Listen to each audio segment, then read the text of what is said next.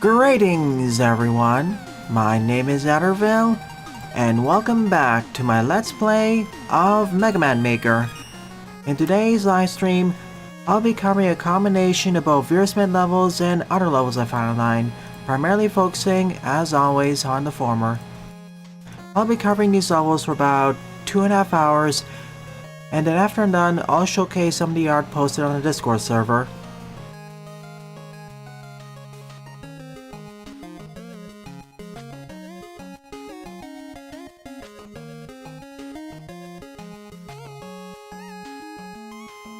It's nice to see you all again. Oscar, Raccoon, Manubi, Lauren, Saw Mega Fan, Iwumi, and YouTube.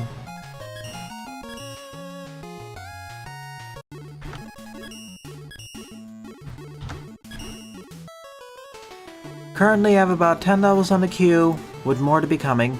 Well, technically more than 10 levels if you count the stuff that isn't fully ordered yet, but I currently have 10 slotted in, with more to come. So first on the lineup is Magnet Station by Sunflora Azumarill, with 39 plays and a score of 8. This was actually submitted last week, but I wasn't able to cover it, so we're doing it first now.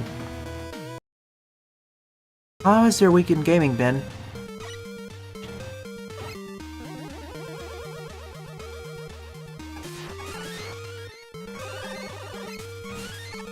It's roll time.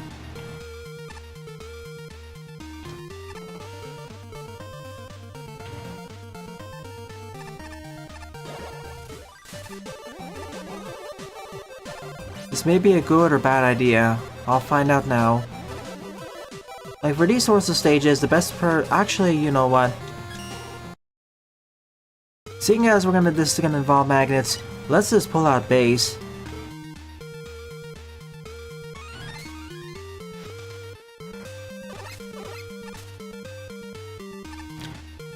So, 2 things happened this week on the channel.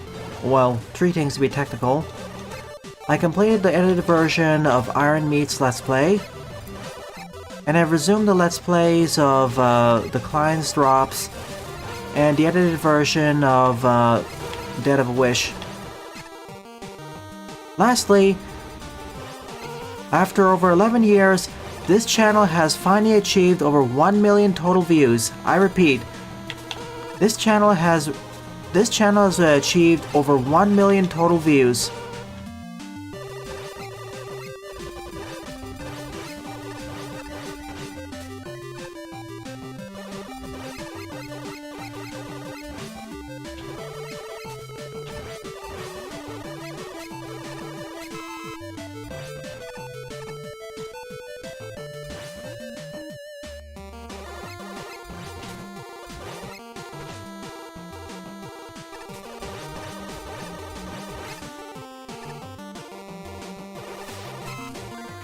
Magnets underwater.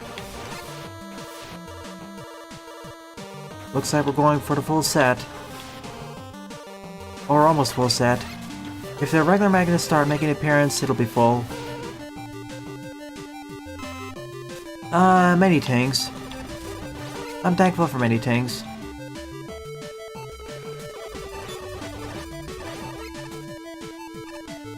Mainly relevant to the channel is that the ability to play through all these diverse set of games from many different developers with different pedigrees.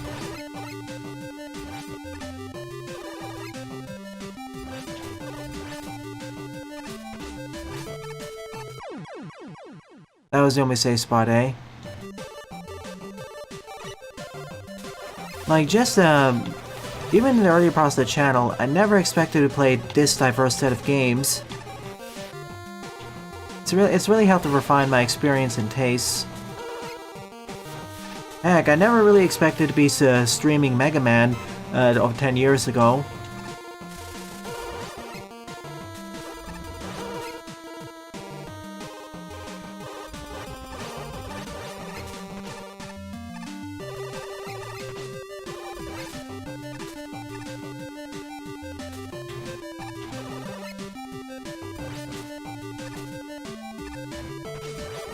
So this is the safe spot. As indicated by the different bar up there. North-south.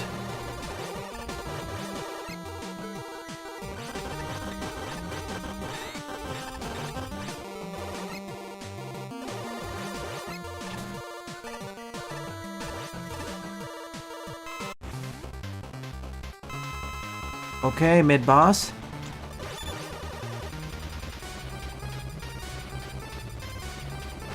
Base gets easy mode.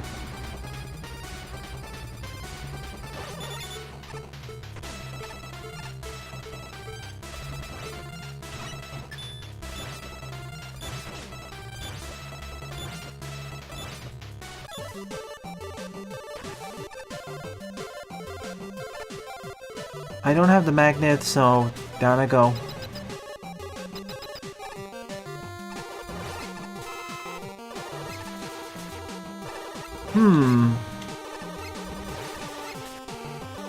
This tries pulling me below this time.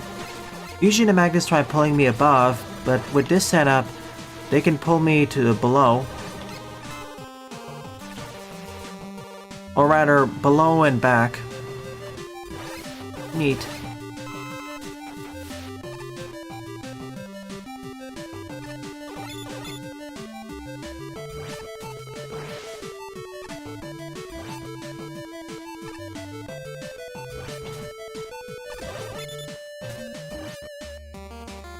Woohoo!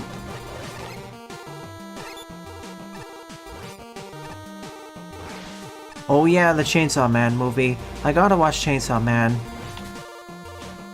Fully.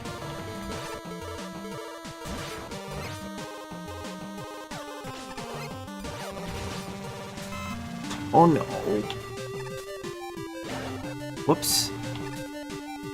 Grab the M and the Flash Stopper.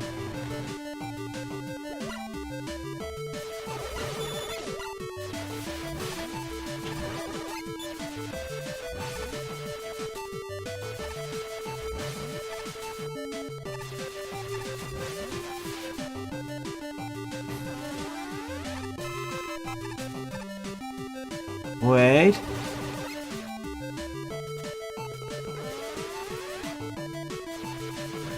Not only does it release the force beams, it starts pulling me back.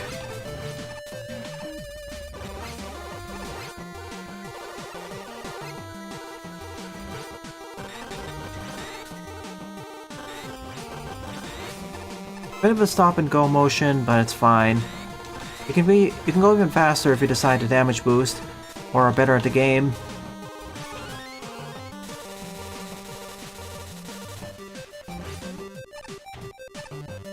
Is there something behind this?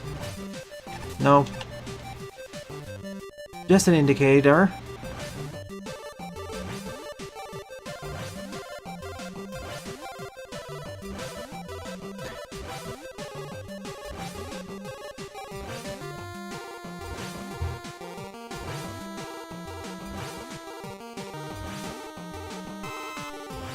Lauren, please be patient. Oh my goodness, we told you before.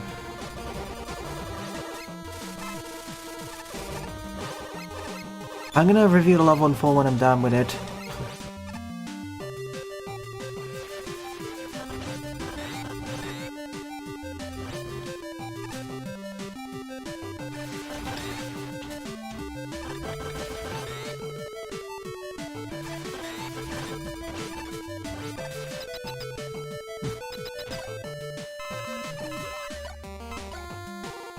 Again, Lauren, you have a very selective memory.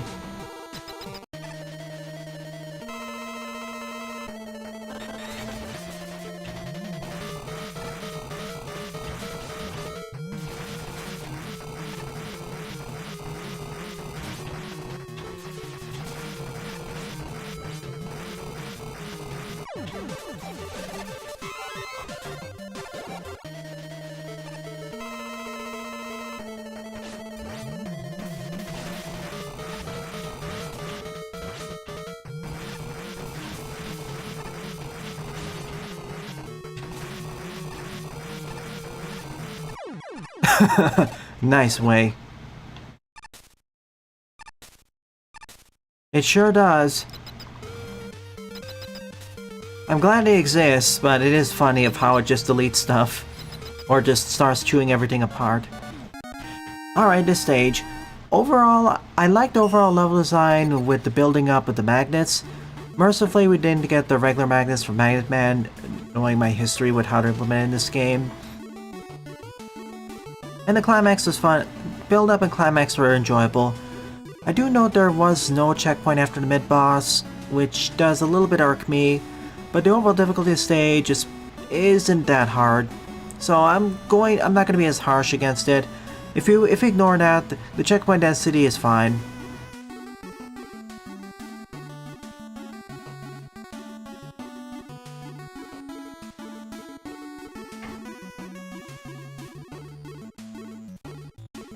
And there is one immediately before the mid-boss. I think Sun4 is gonna say that. Yeah, you're here. Like, I usually prefer to have a checkpoint before and after the mid-boss. But if I had a choice, I'm 50-50 of putting it before. I usually would say to put it... I got a 50-50 of saying before, putting it before or after.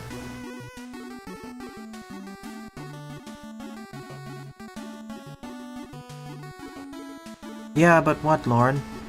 That was fine. Even if I was playing as someone who didn't have a dash or double jump, it's not really that hard. It just forces you to be patient. Pay attention to your surroundings and move forwards.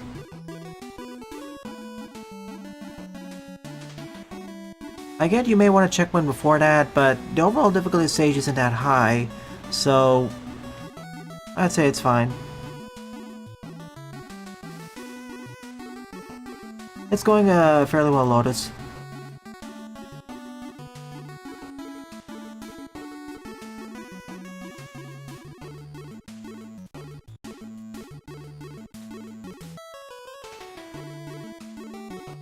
I mean, people are gonna perish from multiple sections due to ignorance of mechanics. That's one way players learn from their mistakes. Again, you're overestimating the difficult... Again, you're overestimating how hard that section is. Like, there are many times in Mega Man Classic I perished due to ignorance, but I wouldn't say the section is hard. And it's not, and even if you perish once, it becomes fairly straightforward what to do next.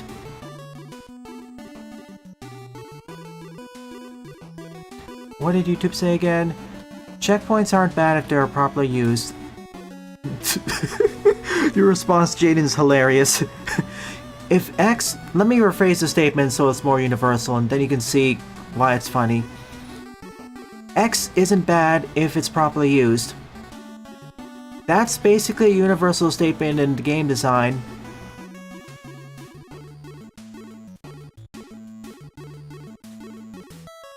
I'll say that at the very least this stage is decent, almost good. Fun overall, a little bit tricky sections, but eh. I will say the Mega enemies, the Magfly specifically, can be a bit troublesome to control, but this is not the worst cases of them. There are far more difficult ones. Again, more of a win.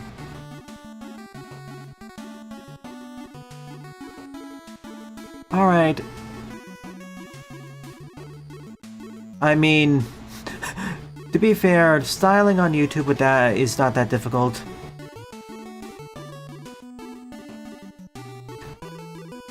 Sorry, Lotus. Oh yeah, declines drops. I finished blasting Battlefield yesterday. I'm going to edit the footage and release it on Monday or Tuesday. Probably a Tuesday, but we'll see. I'll say this. Blasting Battlefield and Webbing Ways are tied together as being my favorite worlds so far, for different reasons.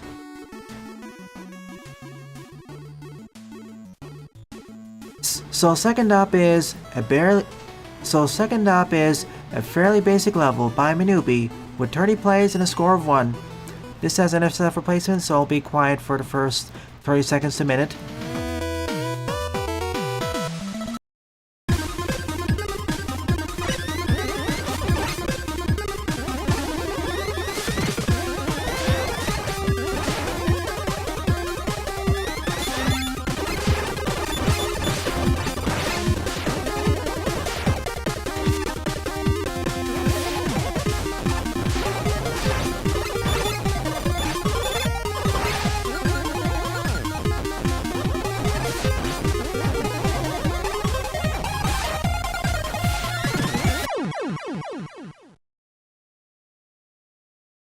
Oops.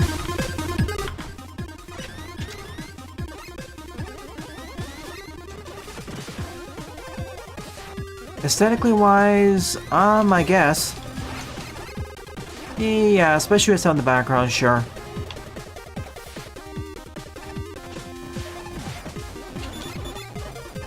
Hey, J-Butters.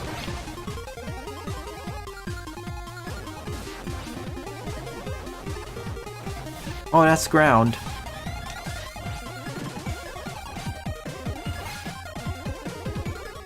So I just had to wait for it to transition.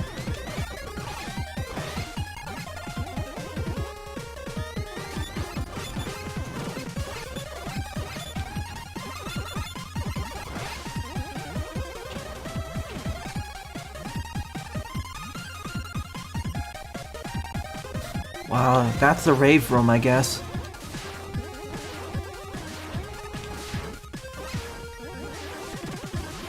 No, too slow. Should have jumped. I don't know if I'd say that this is where it gets odd because the game's aesthetics remind me a lot of Yoshi's Island in a good way. So it's a little bit hard to pick a favorite world based on aesthetics alone. 3 certainly has a pretty neat aesthetic choices.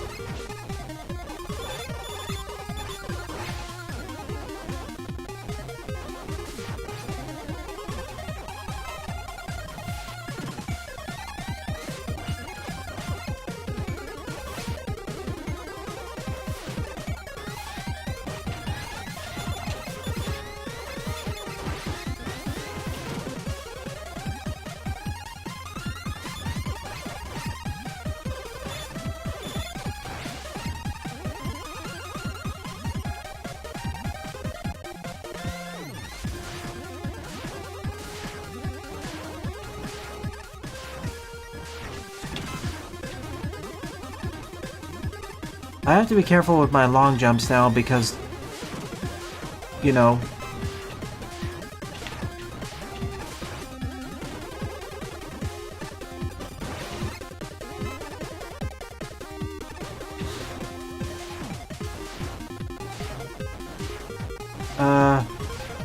Oh, okay. Oh, pfft.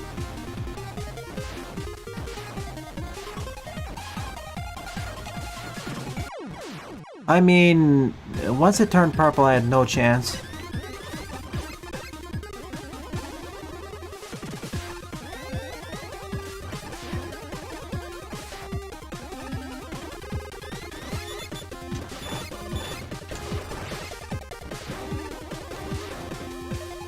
Dark tunes cover a rusted scrap factory.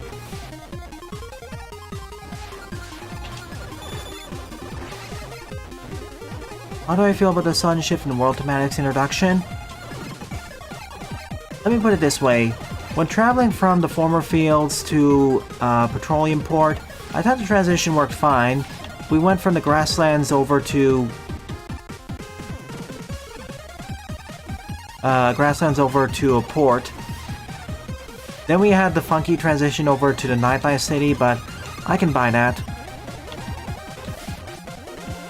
And the transition going from Petroleum Port over to Webbing Ways, that worked fine too, because we started immediately at the end of the boss. We started immediately following the end of the second boss fight, and then put on the VR goggles to enter that world. That was fine to me. In fact, that was a funny way to get in that world. But there was an abrupt shift when traveling from waves over to blasting battlefield, as I will remark there. Like, how did we go... Like, I do ask, how did we travel from a VR simulation to a battlefield? Like, what happened in between?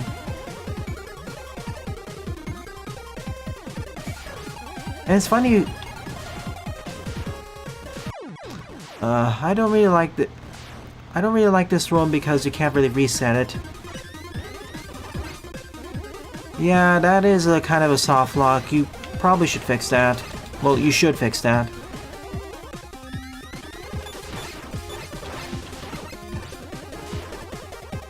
I like how the worlds have thematic unity inside each of the worlds, but the transitions, I guess could use a little bit more work.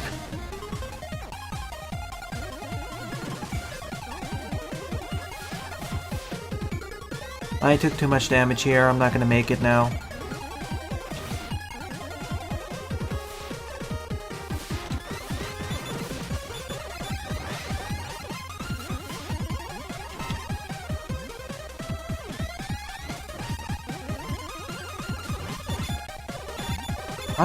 How do you know I missed that Easter egg, Jaden? I didn't even post the footage yet. Is there an achievement attached to it?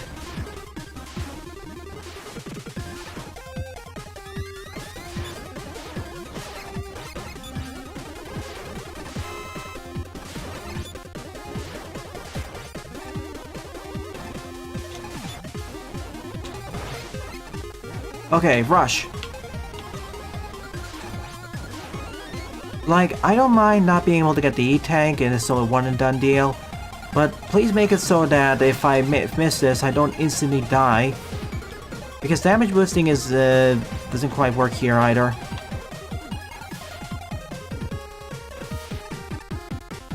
Well, after 6 minutes I made it past, and hit a checkpoint.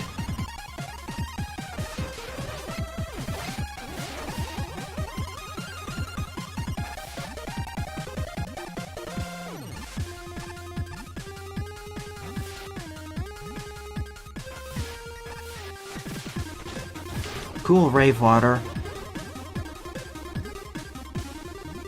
No, the rave water only lasts for a few seconds.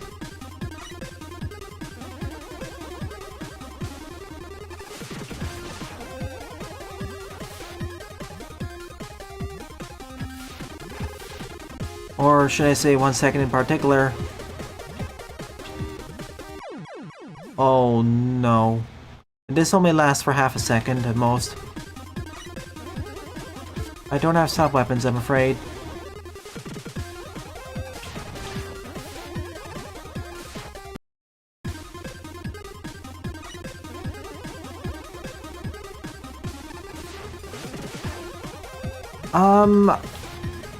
Blasting Battlefield is interesting because, I'm gonna put it this way, I prefer the level design of Webbing Waves.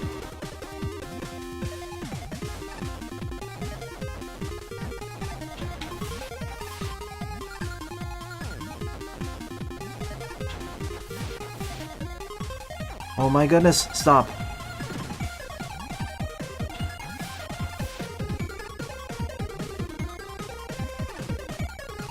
Blasting Battlefield is interesting because I prefer the enemy challenges there, and I prefer the level design of webbing waves.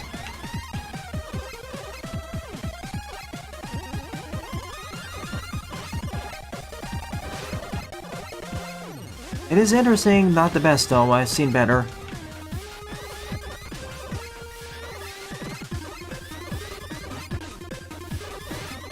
This is nowhere close to that one stage with the one block gaps. Oh no. It doesn't require that level of precision. It's basically timing.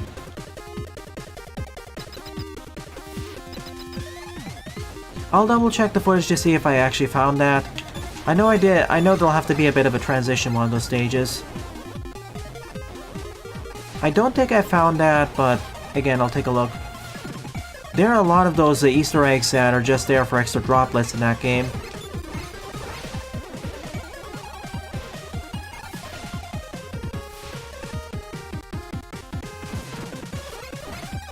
It's number 3 up, so the next level after this. Again, you'd be able to find out if you just opened up the queue yourself.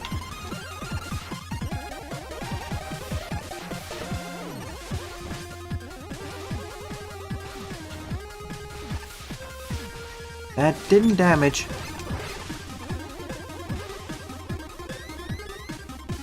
Oh, it's like a pitchfork. Basically, it's like electrifying the water. Fish!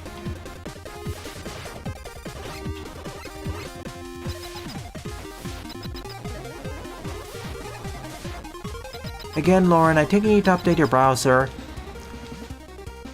All the other people... Almost all the other people in chat, when they click on it, it takes them to the correct page. Introductions, this could be better.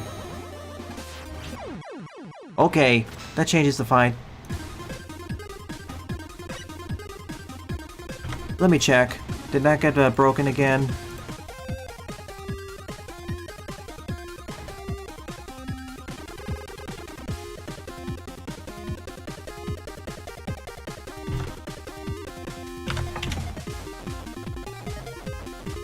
Again, yeah, I'm checking. I took the link from the description. It takes me directly to the correct page. Yours is tent up, Toxin. So I like the ideas of the stage, but that stage had a soft lock that needs to be fixed, and of course introductions, as Jay Butters pointed out. Also, climax could be a little bit more involved, or ending section.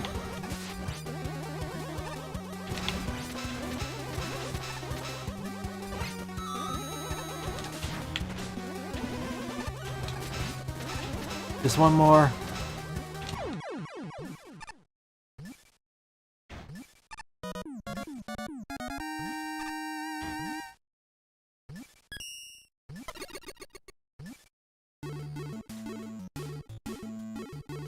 Oh, the reason why? I just described it. I just prefer... I find the platforming itself to be a little bit... Okay, the challenges in Blasting Battlefield focus much more heavily on enemy-based challenges and fights, rather than more platform-based challenges like Webbing Waves did.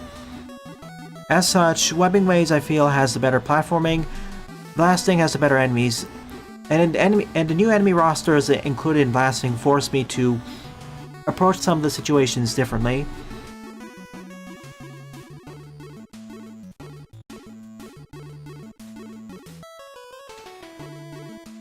But aesthetically, I prefer webbing.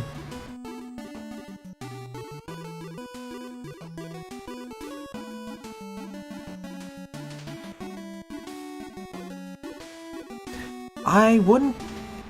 I know Decline's drops is heavily... I know Decline's drops' main inspirations are Yoshi's Island, Donkey Kong Country, and of course Super Smash Bros. But I wouldn't call it a DK... And there are some obvious DKC inspirations. See the barrels. But I wouldn't call it exactly a DKC game. I think I'd prefer Impossible Lair if we're talking about DKC games. But this one's very fun.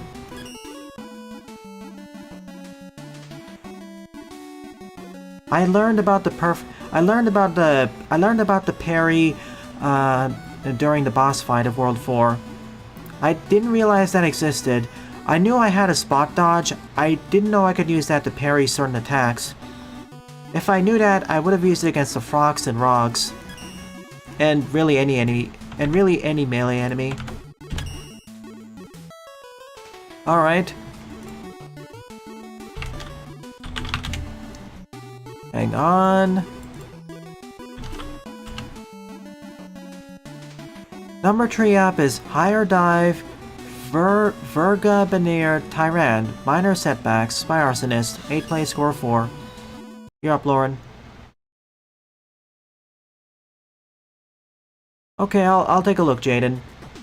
If I missed it in the footage, I'll re-record and fix that. I'm gonna take these just in case, but I'll try my best not to use them. And unlike your previous stages, most of the previous stages, the primary weapon here is the Tengu Blade.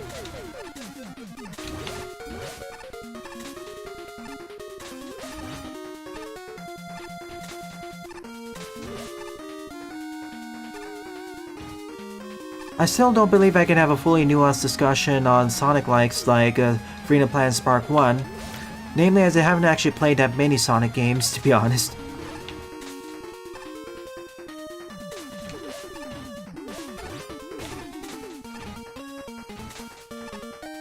Like, I feel like I have to play a few more of them to get a better understanding. And DKC, the only Donkey Kong games I've played are Donkey Kong Country, One True Tree, and technically Mario vs. Donkey Kong, but that plays very differently. 2 routes, eh?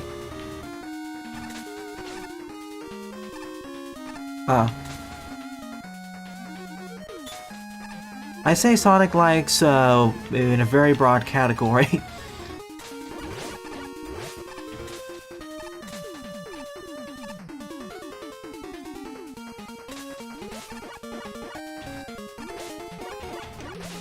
If I'm gonna play an indie DKC-like or Donkey Kong Country-like, it's gonna either be Kaze or Impossible Lair. Windswept is also good, but oh my goodness, that gets hard, very quickly, and I'm worried. Like, it may not be the most, like, of the tree, it's the least graphically impressive, but in terms of mechanical uses, oh my goodness.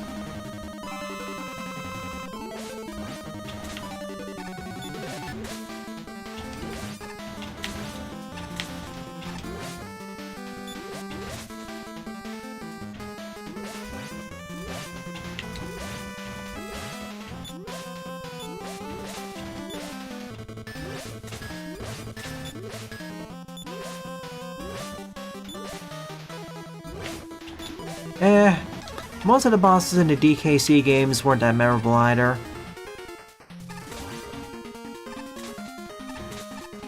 Web fishing seems to be becoming a sleeper hit, and I'm quite surprised. But yeah, a lot of people recommended DKC Returns. If I do decide to play it, I'll probably stream it on the channel. I don't know if I'll play the original DKC games first, but yeah.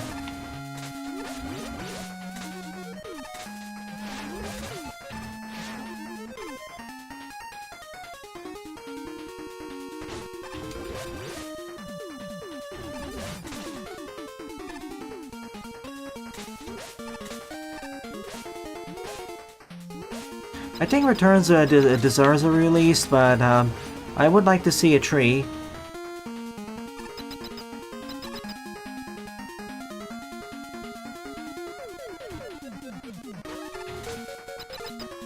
What's down here?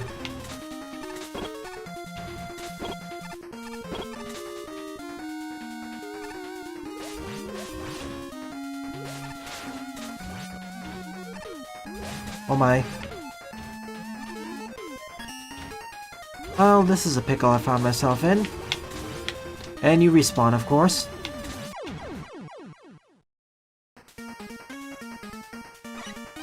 It is, from what I've heard, it is a fairly simple game.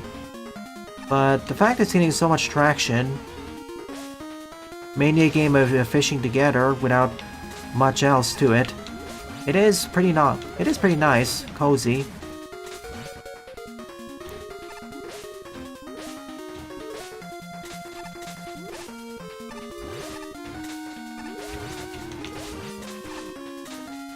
Alright, that resets my iframes, good to know.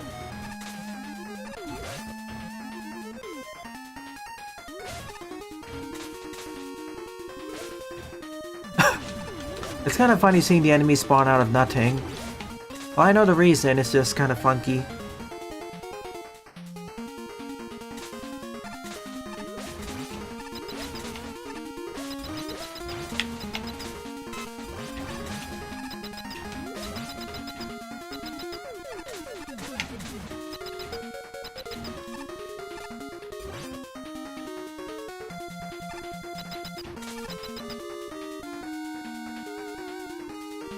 You know what? I want to see what's on the other side of that ledge.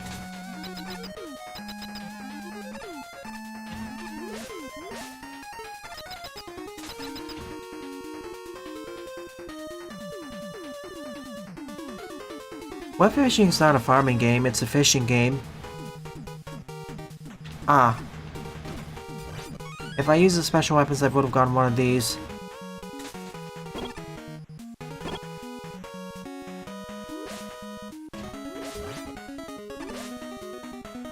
And it's not even complicated enough to be a farming simulator, quote unquote. Oh, okay, little rant. Go ahead. Yeah, pretty cool way of having the moving floor.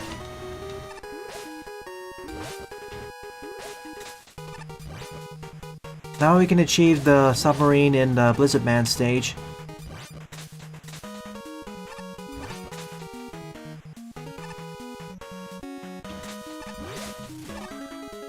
Ah, checkpoint.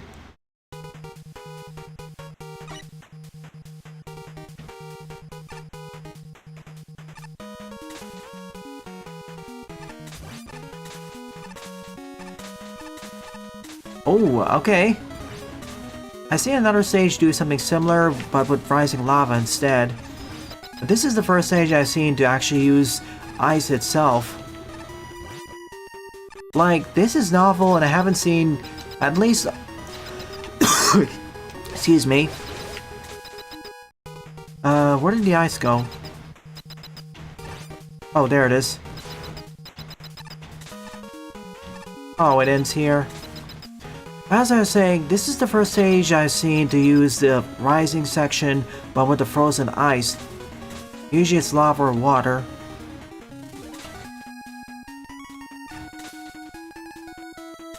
Also, salt.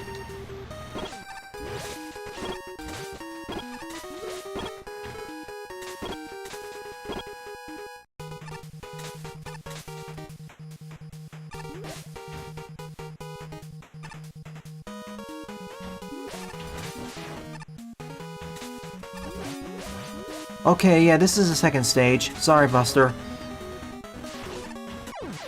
Once again, the slash deletes my iframes. So yeah, you're the pioneer. This takes it a little bit further. Wheel cutter gains me access to another easier route. Fair enough.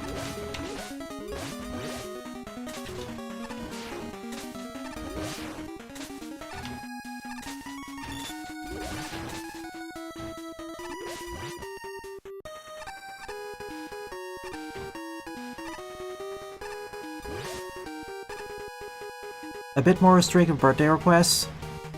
How so?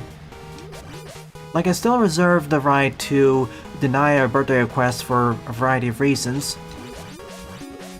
Again, this is to prevent people from requesting, for example, edge cases or games that are over 100 hours long or something.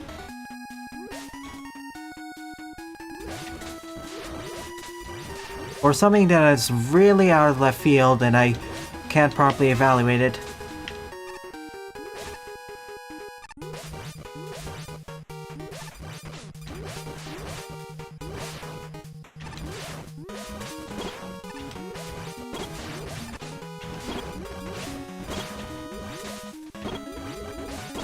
Woohoo!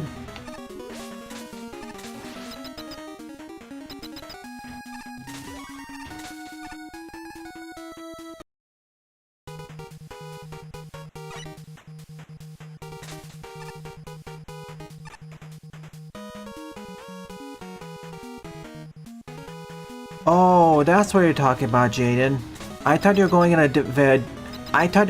different track. Sorry. Alright, I forgot I changed the music track for this. That's fine.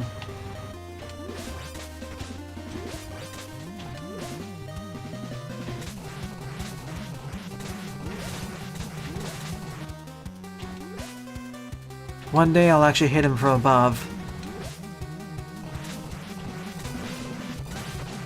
Let me out!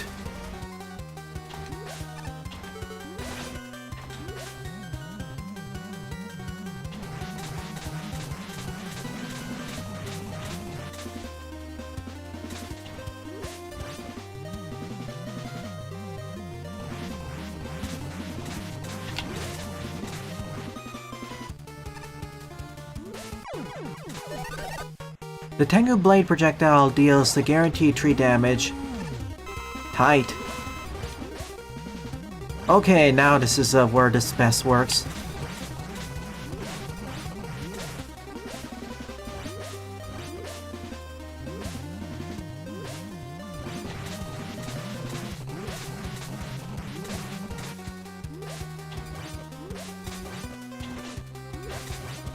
But if I slash the enemy itself, it only deals 1 damage. Unless again they're weak to the Tengu Blade. Bingo.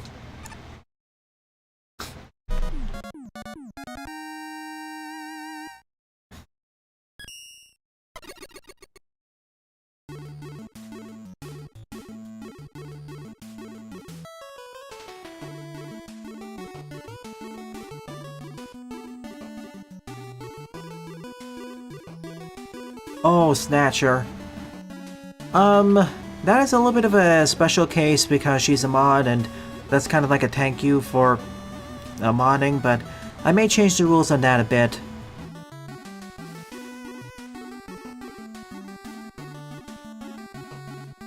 Let me answer the questions in order.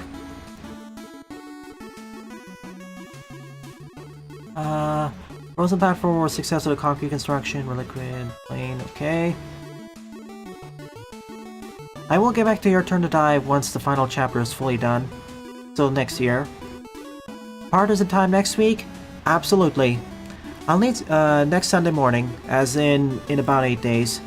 I will need some help setting up the layout a bit, but once that's ready, I'll do that through Discord. We'll be all set. Okay, Ferga Benner Tyrant is German for Underground Tyrant.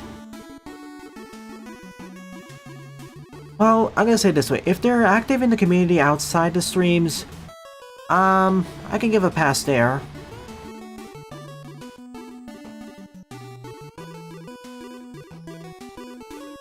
But lurking isn't sufficient, but they have to be an active participant in the streams and or the Discord.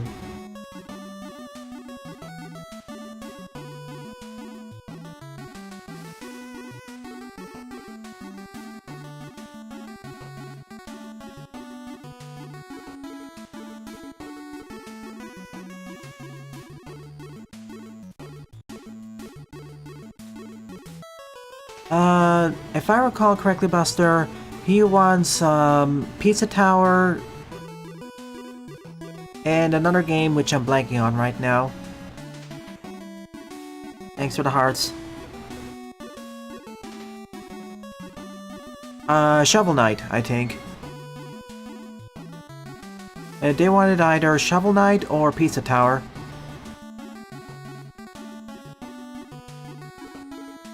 Oh, Snatcher. Thank you for remembering to putting a Sega CD in there because different console versions are different. Nice touch.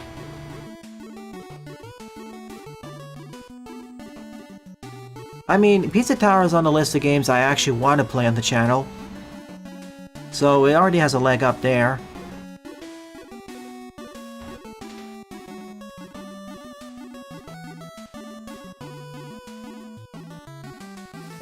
different Discord servers had different levels of what's allowed and whatnot. I'd say my server's fine. It's just around PG-13 rated. But in the future I may change the rules on that. But I will say that Snatcher is fun, and it's not that long of a game either. I could have theoretically finished it in 2 streams if I didn't botch some things or confuse look with search, and vice versa. And I had a bit more time to stream on the first day. As for what I think about the level, you're starting making improvements over your previous stages, Lauren, because the challenges here are more enjoyable. The introductions are kind of like this does have gimmicks, but the way it's used is a bit more. Well, it starts at a little more scattershot, but then it becomes refined around the halfway point. Checkpoint density is fine, and the boss fight I'd say was pretty fun, especially with the second half where you can actually utilize the full potential of the Tengu Blade's projectile. It is certainly far less forgettable, but it's still... It's not like the subpar kind of forgettable, it's more like, this existed, okay. Which is to say, it's an improvement. What do I think about FNAF? I'm gonna echo Buster's point and say, it's just not for me. I'm not really into horror games. Horror games by themselves, I mean. Action horror may be a different story because... paired with another genre. Oh, tier list?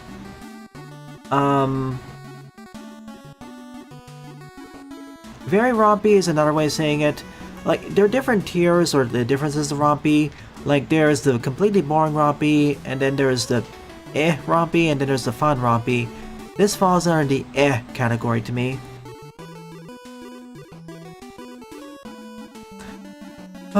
Exactly, Amumi.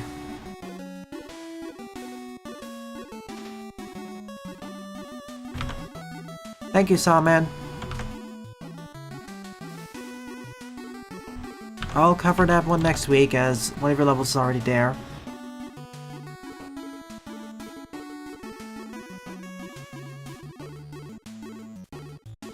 Tier?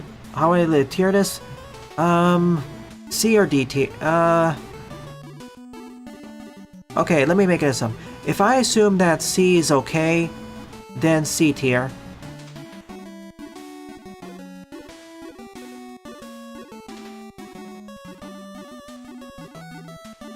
I mean, alluding to that's fine, I will mean Jaden. So I'm gonna be okay.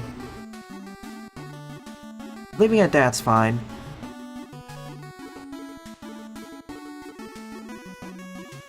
The best part of FNAF is the crazy lore, I'd say. More so than the games themselves. For the most part. Ultimate Custom Night looks neat, though. Or Custom Night. I haven't fully explored the level yet, sure, but I took the main route, and, I'm not gonna 100% the stage. Most of the stages I play through, and during these streams, I don't 100%. Like, if a stage has multiple routes, even the base route should be fun. This is not a Metroidvania.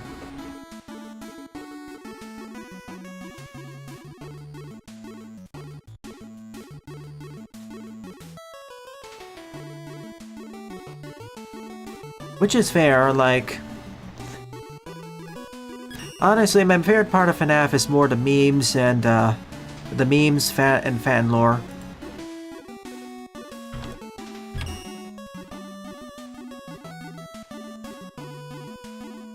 Me too, Jaden.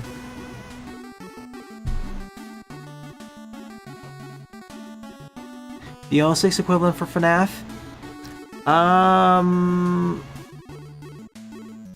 The closest thing was Security Breach when it was launched, because, oh goodness, there were so many technical issues during its launch. They fixed most of them, I think. Performance and bug glitches. And, I don't know enough about FNAF World. And you're right, Toxin, multiple routes doesn't mean better routes. Oh shoot, yeah, I spent about 10 minutes on the sidetracking. We need to continue. Hang on. Fourth up is I Dare You to Choose My Level Part 9 by Queen Monica. 11 play, score 4.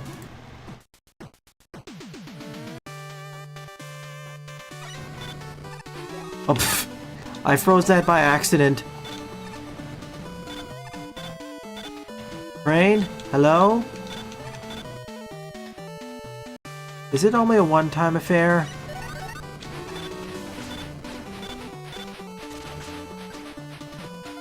Boing. Boing. Ow.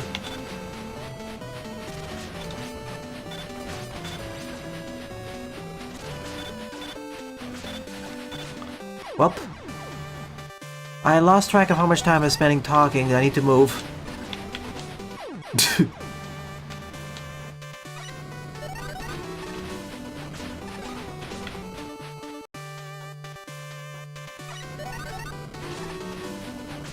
Pixel Boy, people are into many things.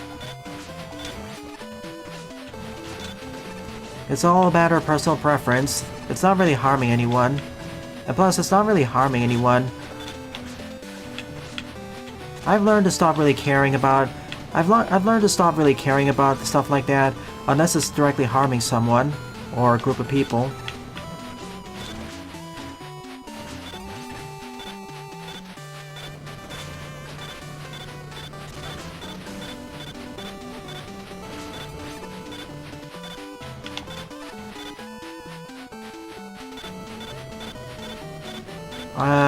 Yeah, I can't cheese this.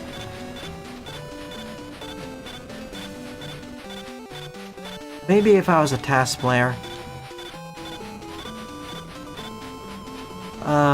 What happened to the enemies here? Let me in.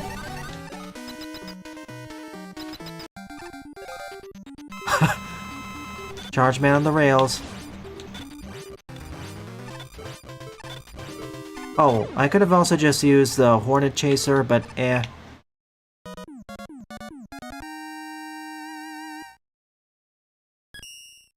Exactly, Buster. Especially with the internet nowadays, you can find, for pretty much everything, you can find someone into it. A very, very long track. This is something I learned when I was designing my Magmal stages. Having multiple routes doesn't mean the stage is necessarily better. Like, it's a combination of personal preference and how those routes are designed. Like, each route needs to have actual content that encourages you to go through them. And that's how you encourage replayability. Like, ideally all the routes should be roughly the same level of fun. Especially if you don't have a story or any other justification. If each round provides a very basic gameplay or it's basically the exact same challenges, there's really no point of having the multiple.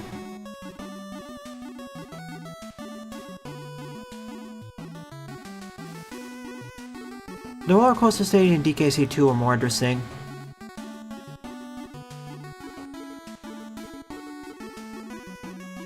Hey, everyone has different tastes. I'm not gonna complain. I've experienced and seen people with far worse behaviors, J Butters. I'll take them over that.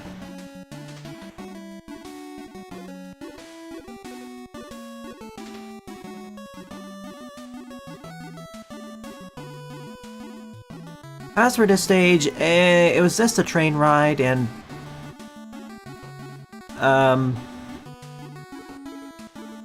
that's about it.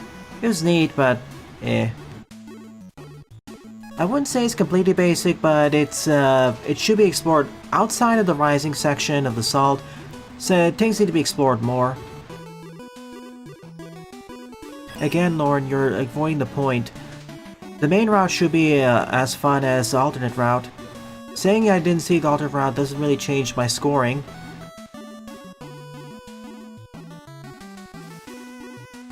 And besides, there are multiple other levels to cover on this stream.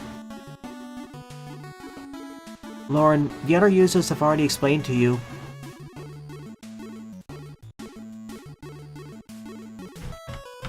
Anyways, 5th up is Green Greens from Oscar. 78 plays, score 26. I believe this is from Kirby again.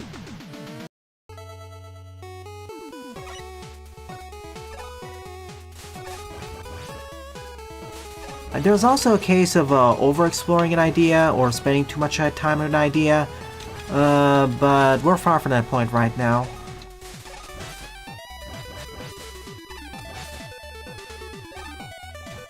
Right, Kirby can float. Into the tree!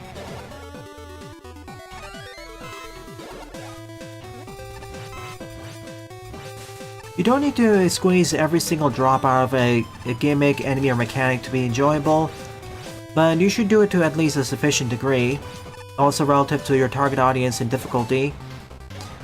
Like, I'm gonna use an example Jaden pointed out earlier, and I'm playing this right now. The Klein's drops. I like the game, but I will note that none of the mechanics or none of the enemies, okay, maybe not the enemies, none of the gimmicks that showcased there are really explored to their full potential. But it doesn't have to be, because they're still fun. I do wish they were explored more, sure, but they're explored enough to the point where the stages feel satisfying.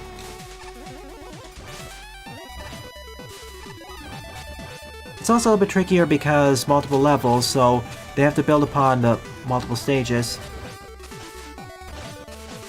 I do believe, though, in the current final world of the game, there will be reduxes of everything coming up. I say current final world because on the developer's roadmap, they did say they'll add World 7 and World 8, as well as co-op. And then, of course, there's the Unleashed DLC stages, which, straight up turn the game into Diet Kaizo. Oh my gosh, flashbacks of Cool Edge Act 3 or 4.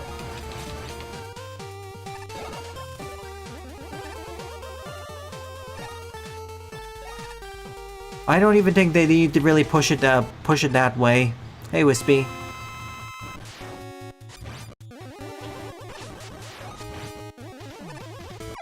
I prefer to forget Oscar that existed.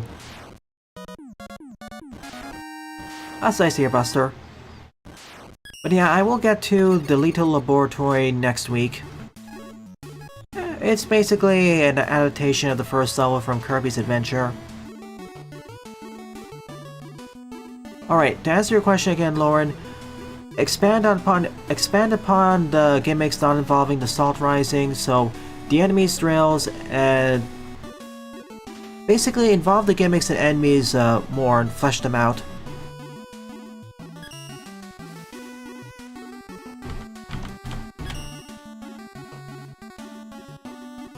Oh yeah, the new Minecraft movie trailer. I think it's superior to the first one, but it still leaves me more doubts than hope. I'm still probably gonna, I'm probably gonna watch bits and pieces of it just for the memes.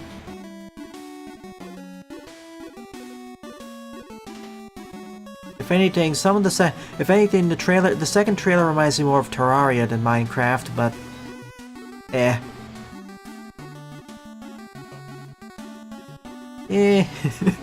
I'm just waiting for all the memes, Iwumi.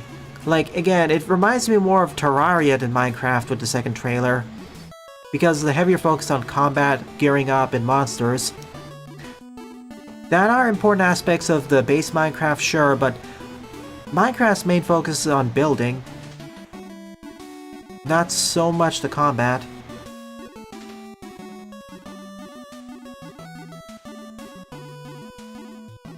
I don't think the Minecraft movie is gonna be good at all, to be honest. It's at best, from my personal opinion, it's just gonna be okay, at best. But I can't wait for all the memes and everyone to just, manifest them.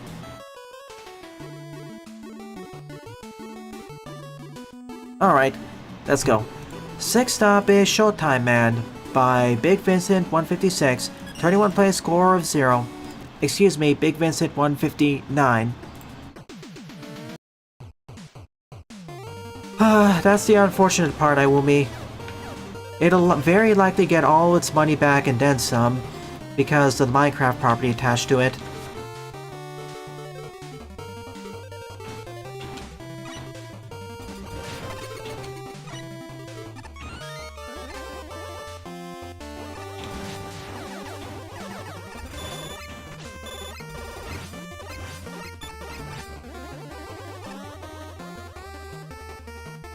Which is a good thing, I'd say. At least maybe not a good thing, but at least some form of comfort. As the Minecraft movie deserves, as a property like Minecraft deserves better for a movie adaptation.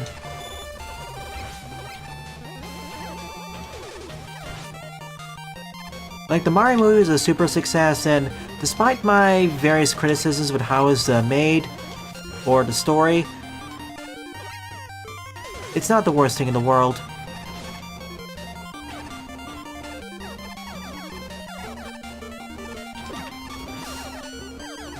No, I missed.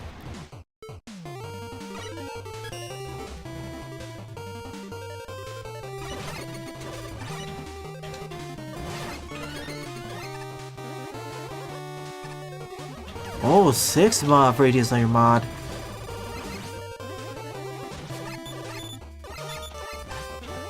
That is going to be a good question.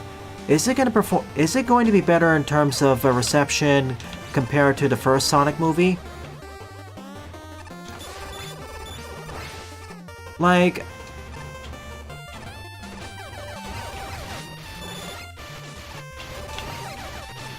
excuse me, I'm performing incompetently. What? Hang on a sec, I need to reorient myself.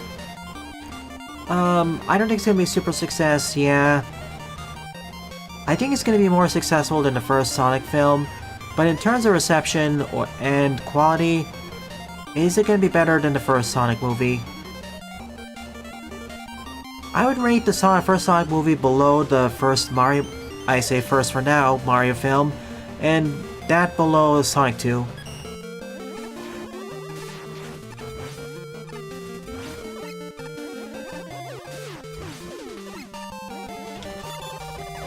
I learned my lesson. And didn't make the jump far enough because I thought I had more move.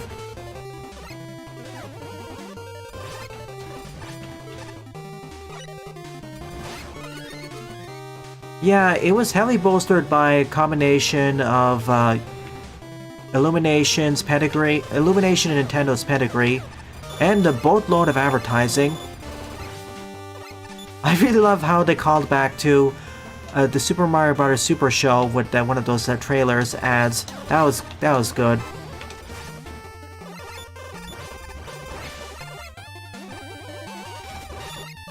I wouldn't say the movie's good, but it's at the very least okay or decent. Like compared to this first Sonic movie, I think it better understood what it was trying to be. I'm starting to see why this is,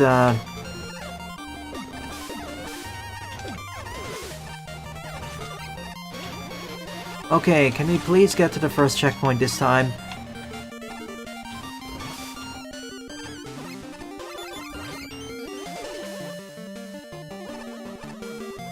Oh my goodness. I kept dying there for 3 minutes due to my incompetence. Not so much the level design itself.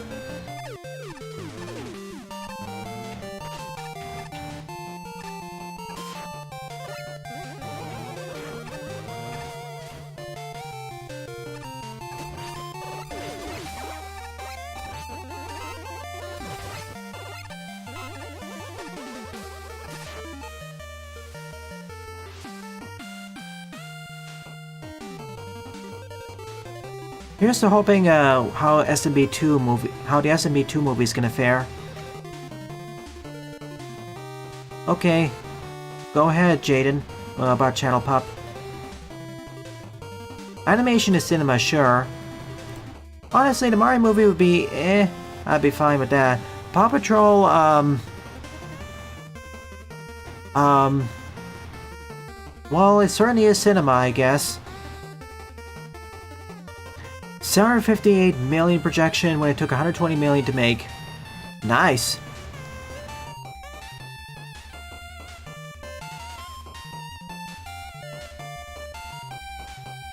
I mean, true. They're all valid mediums of art. It's not really a statement as to their quality. Otherwise, I could point out many films from every different medium that are... otherwise, I can point out various different media from the different mediums which are popular but creatively bankrupt, I'd say.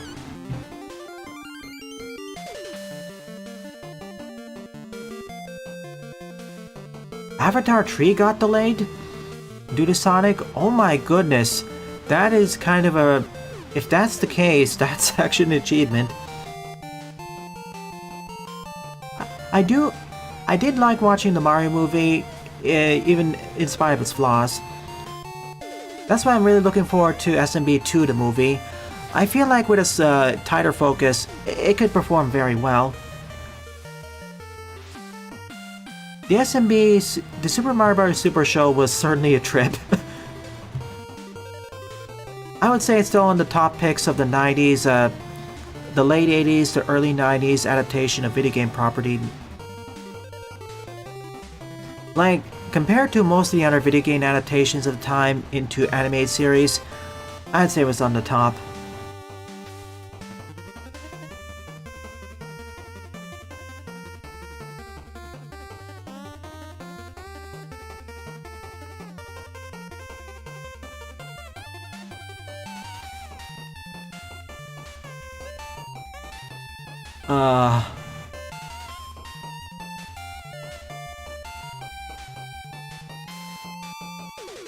Cinema is basically where you watch it, I feel. There's good cinema, bad cinema, and mediocre cinema. I'll say this about the live-action Lion King remake. The visuals and graphics are amazing. Like, that's a technical marvel. The problem is, it doesn't work for the film, or what the film is trying to be, which is like an almost shot-for-shot remake of the original Lion King.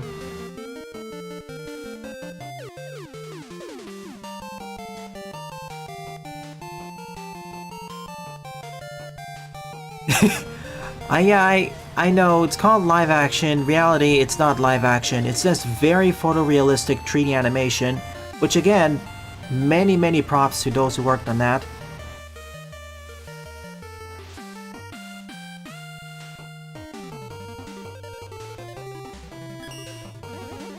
Oh, don't worry, you don't need to talk about Twitter. It's already falling apart, and most of the people who are worth following have moved to Blue Sky.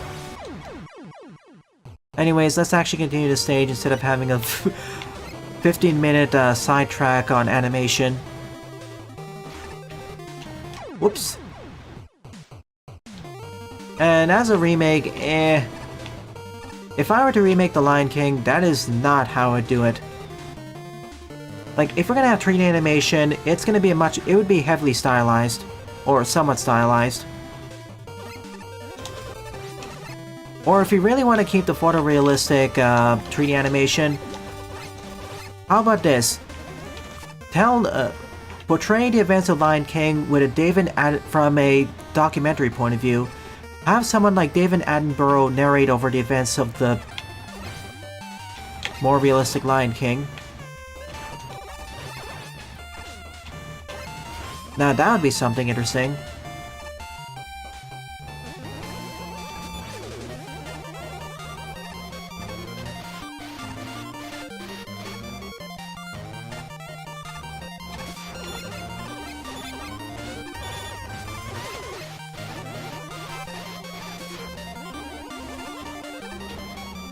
Oh, don't forget about it, YouTube. I just don't find SMB 3 cartoon to be that good. Outside the memes, of course.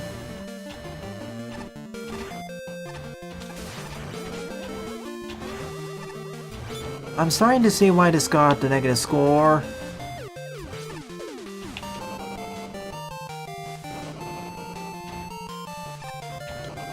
Slide didn't activate.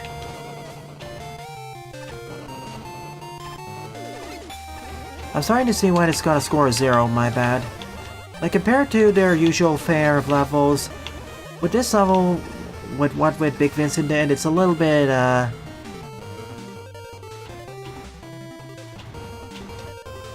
messy and a lot more than that happy.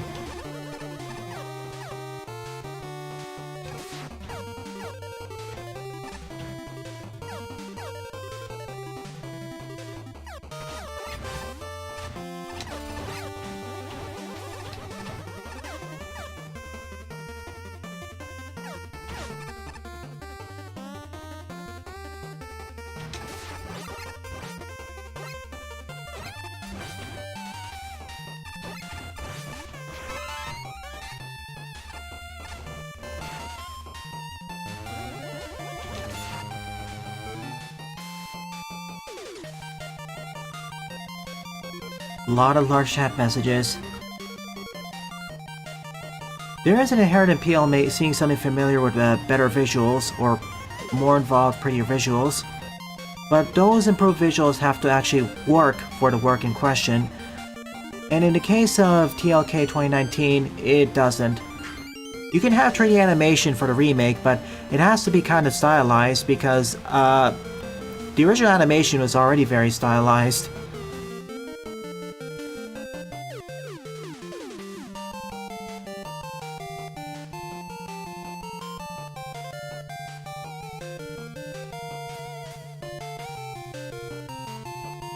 Nice one, Jaden.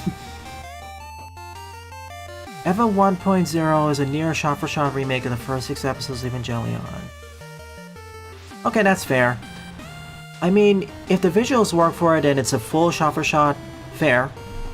Like, in that case, it's kind of like a remaster or just shot remake.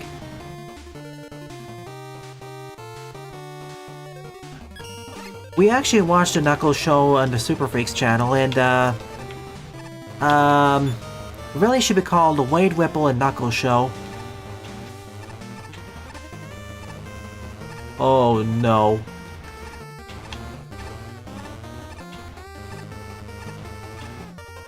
Surprising I didn't screw that up.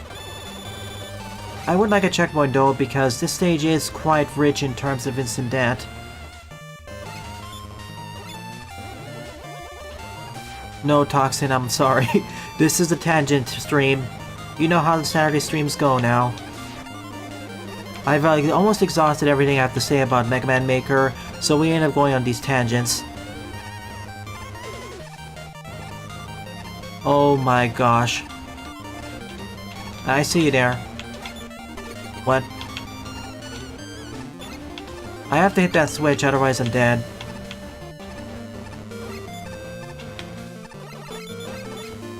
Oh, pfft. I almost hit it just to miss the one teeny shot. There.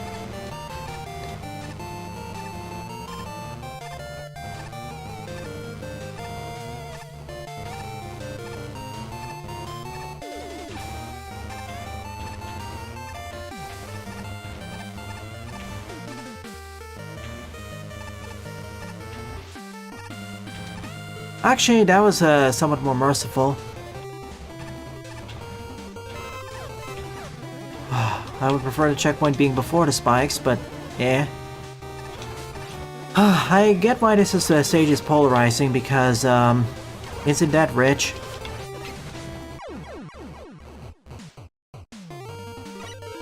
Like, oh gosh. Compared to Vincent's previous things, step up. Okay, Channel Pup said that, what audience the show was made for, and he said it was for no one.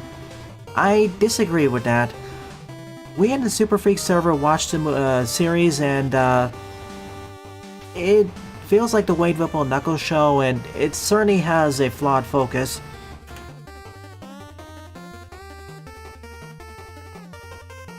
Really, what we determined is that it wasn't that executives. What ended up happening is the Knuckles show got kneecapped because a lot of its budget was taken and repurposed for the Sonic 3 movie. And so, they had to make do with less of a CGI budget, and hence had to work more with the human characters. Not so much the original source material because everything that happened in episode 1, episode 4, because it's funny, the best parts of the Knuckles show are when we had the most amount of Knuckles and the least amount of Knuckles.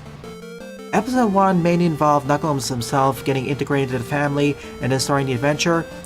Episode 4 almost completely focused on Wade experiencing and learning about Knuckles' backstory. And the low-budget rock opera was unironically peak. Like, and due to how they adapted 06 of all things somewhat, it actually showed the writers did care about it somewhat. So they did actually respect the source material to a certain degree, but they got handicapped by budget.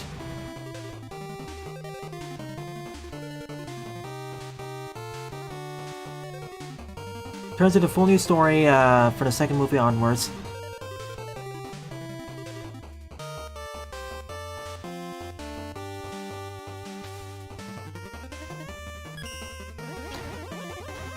Can I finish the stage first, and I'll finish the discussion? I bet Vic Vincent's watching this in post and wondering, can you please finish the stage, Etterville? I don't want to have to keep skipping ahead like this.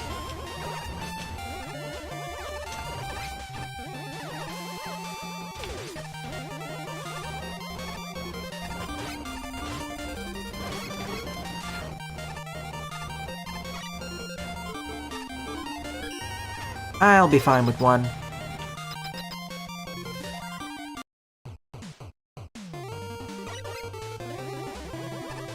I mean, I don't really when I refer to Soul CEOs, I don't really care that much about their opinion in regards to whether they like it or not.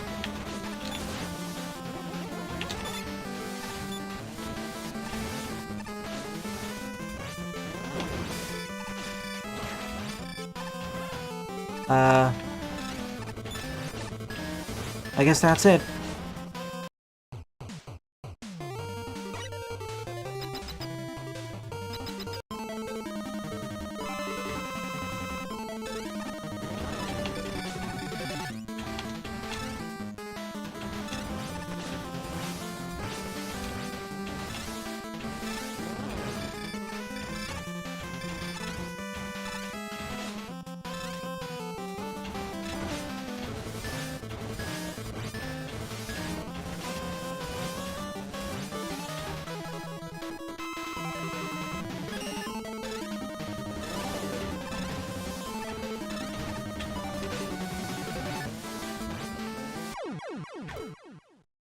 Okay, I totally understand why this is kind of a polarizing level, because, oh goodness, compared to previous stages, the difficulty curve feels less like a curve and suddenly like a cliff.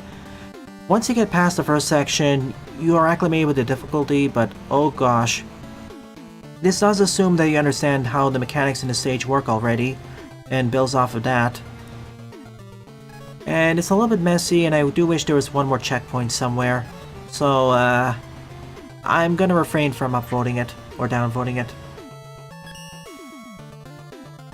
Alright, let me read up on the long-form messages here. Again, about Solar CEOs, I don't really care that much of what they like or dislike unless it really impacts something more than that.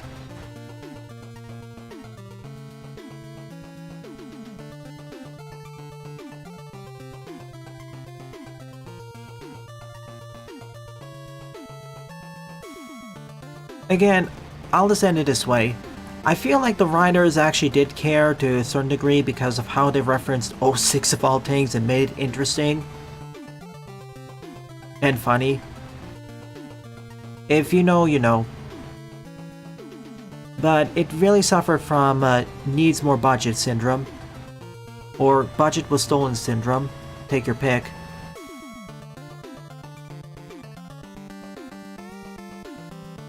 So how much you enjoy that series really depends on how much you enjoy Wade Whipple. And when we watched it on the server, we actually enjoyed we kind of enjoyed his antics, so it was fine.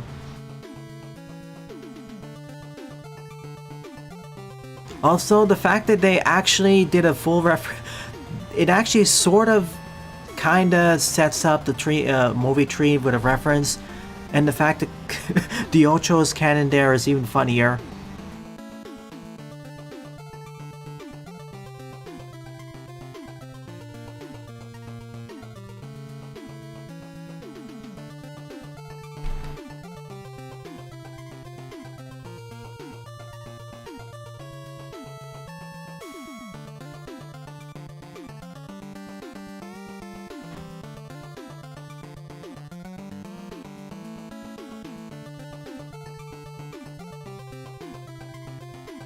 Conker's bad for a day I don't really have any opinions on.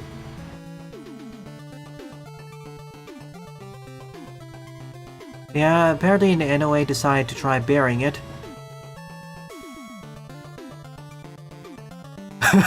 I do remember that meme, Buster.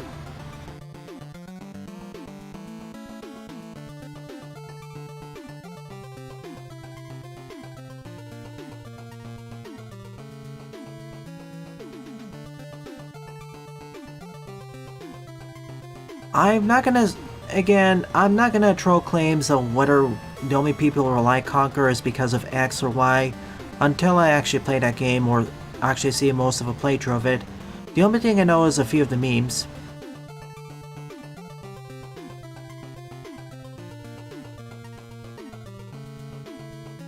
Oh yeah, the Like a Dragon adaptation. I've not heard that many good things about it.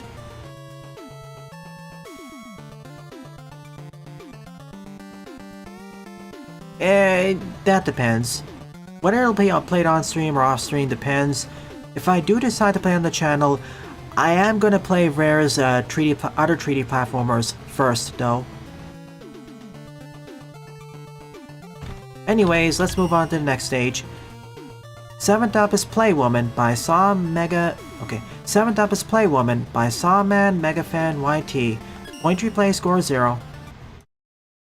Like, I definitely want to play Banjo, Kazooie, Tooie, and DK64.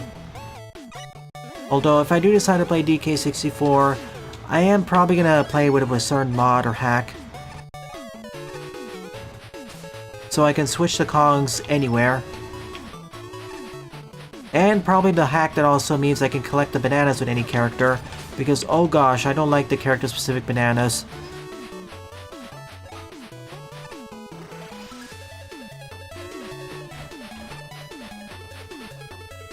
If I do decide to play Conker on stream, I'm gonna have a co-commentator or a set of co-commentators and just meme everywhere.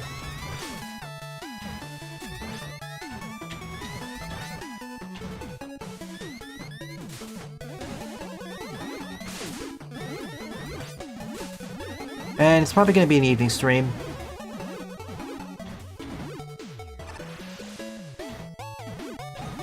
I mean, I do want to play, I do also want to furnish my experience with 3D collectathons.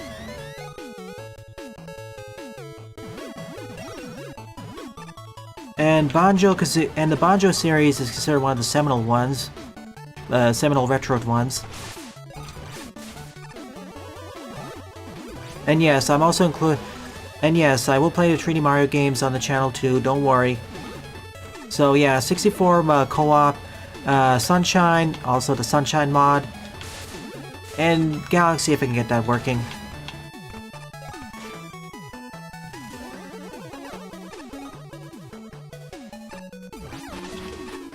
Fast.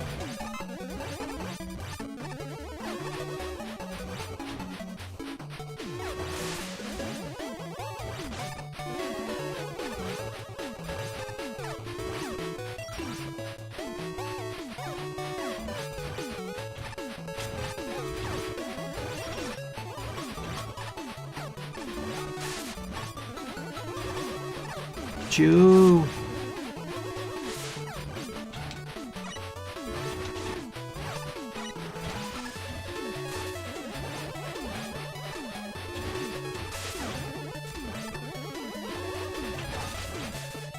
Wait, can I blow up the train?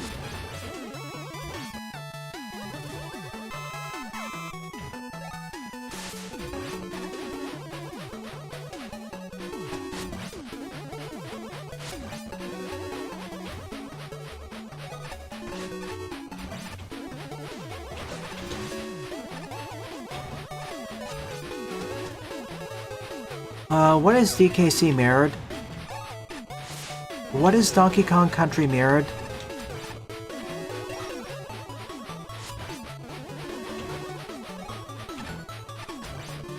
Alright, that is neat.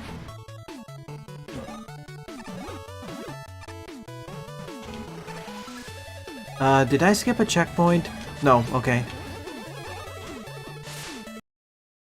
Trains are weak to sword and fire.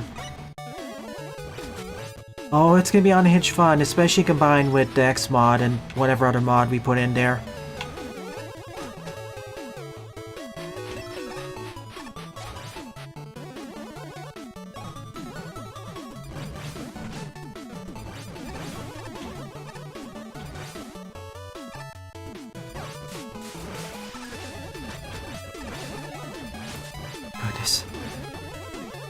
Yeah, I'm thinking of also including the Sonic mod if you want to just go full on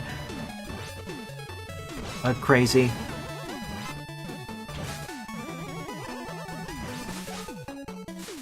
Like, I wish we can get the rest of the gang from the Super Freak server involved, but then it'd have to be an evening stream. Oh yeah, speaking of which, here's the tentative schedule for this weekend. Tonight there will be no streams. Tomorrow morning will be the finale of Snatcher CD, or Snatcher for the Mega CD, and tomorrow evening will be the finale of Abattoir.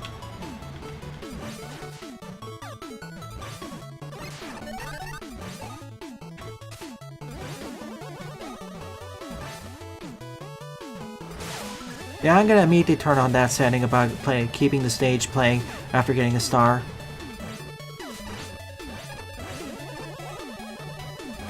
Oh my.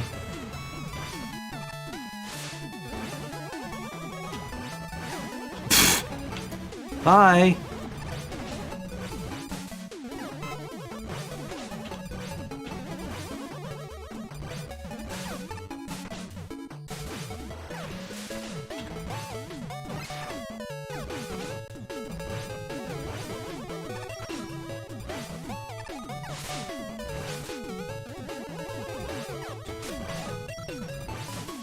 Unfair bosses? Oh no.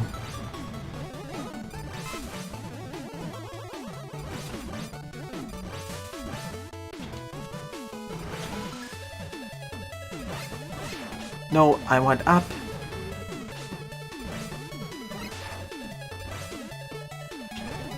Get me out of here. I want out of this fun house.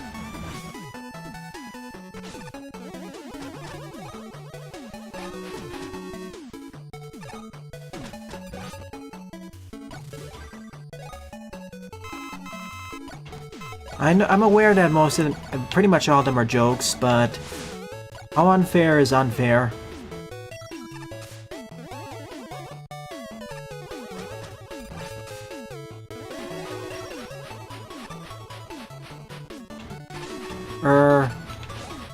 That's a tight jump, kind of a tight jump.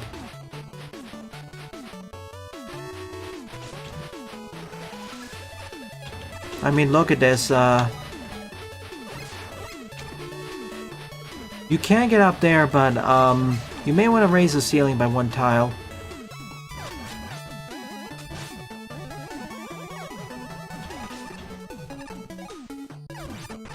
I think roll was actually the best option for the stage, namely due to her wide sweep. And being able to just pierce right through the Mets.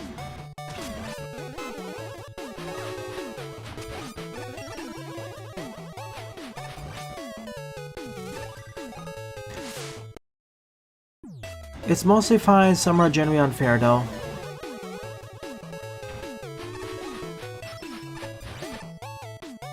Well, abrupt end to the train ride.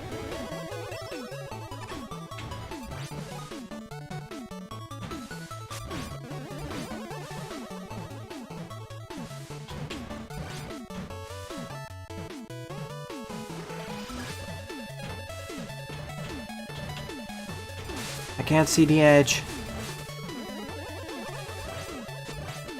I'm guessing the stage has forced weapon usage because some of these jumps are I'm not sure how you pulled them off without the use of them.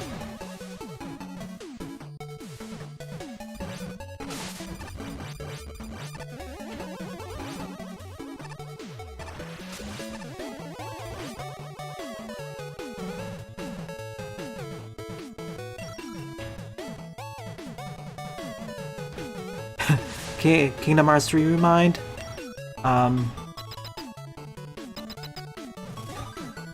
Alright, we're out of this fun house. Another kind of messy stage, and it started out of being able to be doable Buster only, but then the second half came, and quickly it became noticeable that I should just use weapons. Flips the levels so Donkey Kong Country Mirrored flips the stages horizontally, and you start the stage exit and have to make your way to the entrance. That is actually quite interesting. It's not just your typical mirror mode.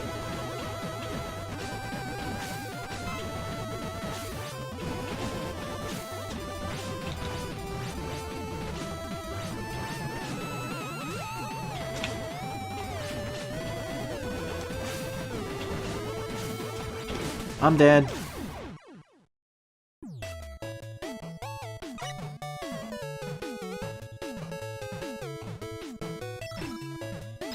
Unfair Bosses Penguin Race. Oh no.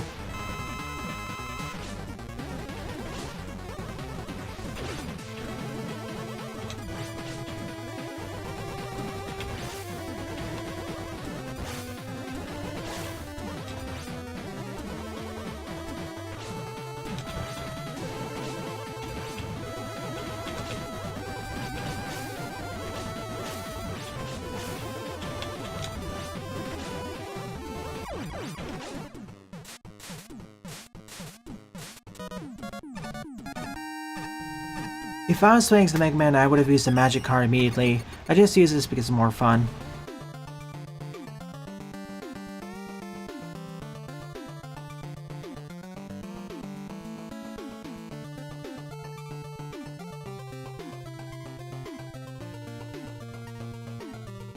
There are benefits to working solo, but in that case, you have less people power to actually produce the products.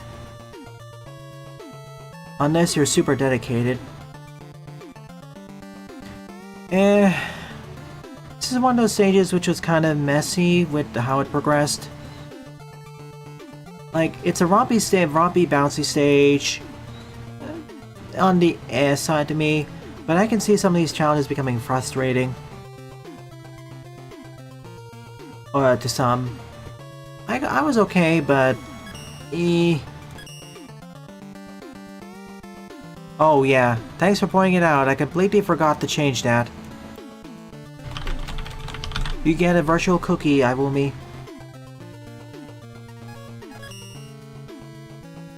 Whoops. Alright, I'm gonna be right back in 5 minutes for this stage.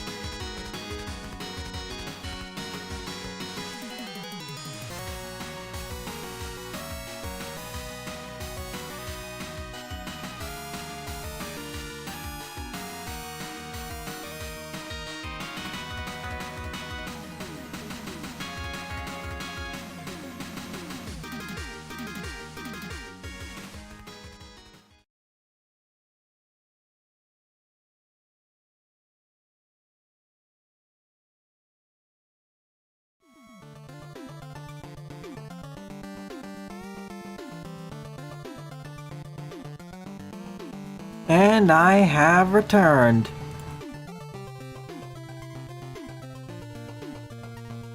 To answer some questions and statements in chat. Thank you for pointing out, Wumi. And to Jaden, here's the thing. When you said that comment, we were in the middle of the discussion of potentially strictening up the requirements for birthday game requests. And with that statement, I thought you were referring to Queen Monica because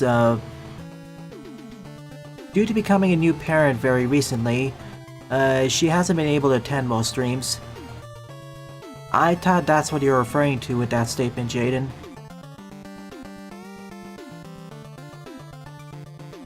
Because you stated right in the middle of the conversation when we were talking about strengthening the requirements, or making it stricter. With that aside, let's move to the next stage. 8 up is Storming the Sky Dreadship by Wawa Wood, 13 play, score 4. You could have just said the way Iwumi said it.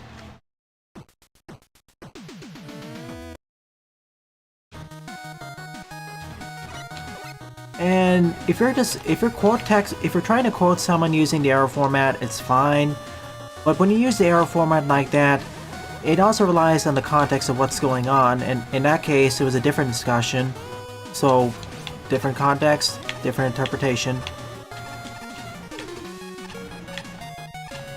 Nope.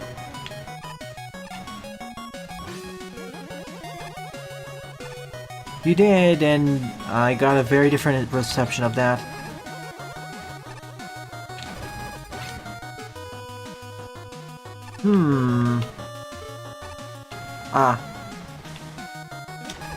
That'd be one of those where you have to place an object below.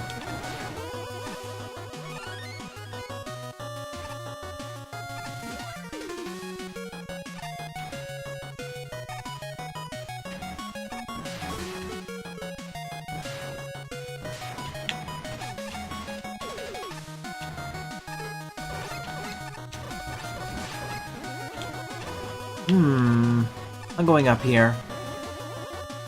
I don't like being next to spikes like that.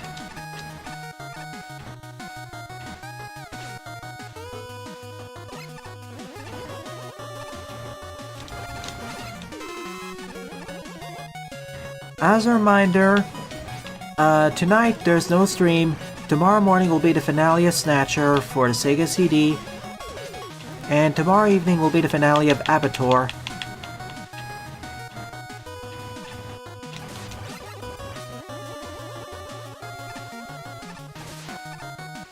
Okay, you wanna play that way?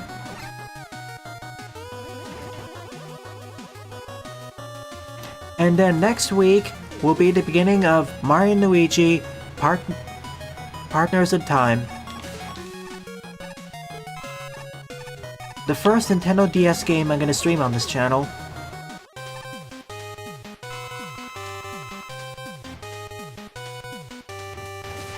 If that works, that of course means I can stream other Nintendo DS games later.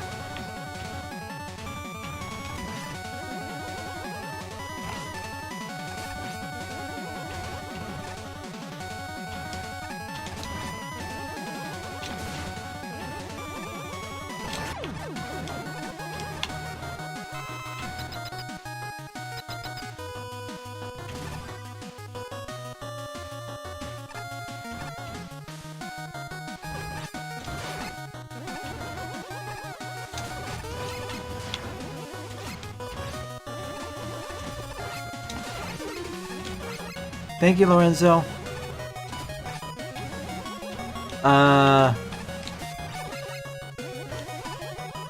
What?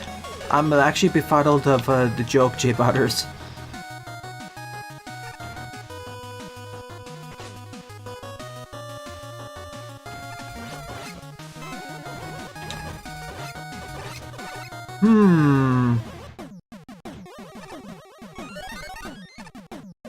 MM2wood.mid.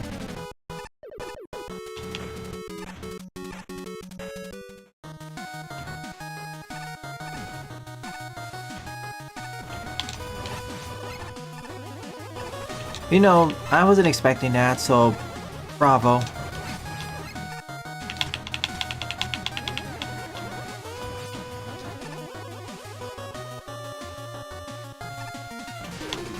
Bones.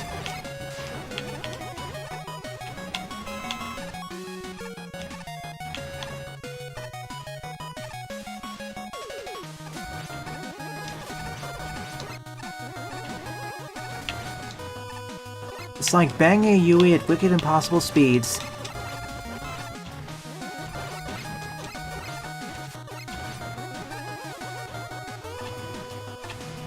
Okay, how did that not connect?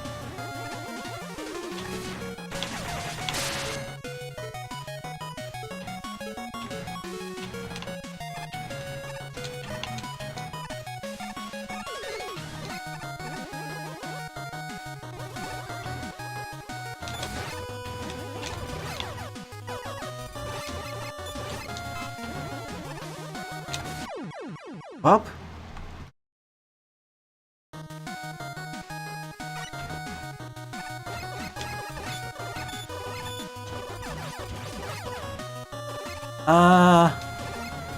We'll work on that.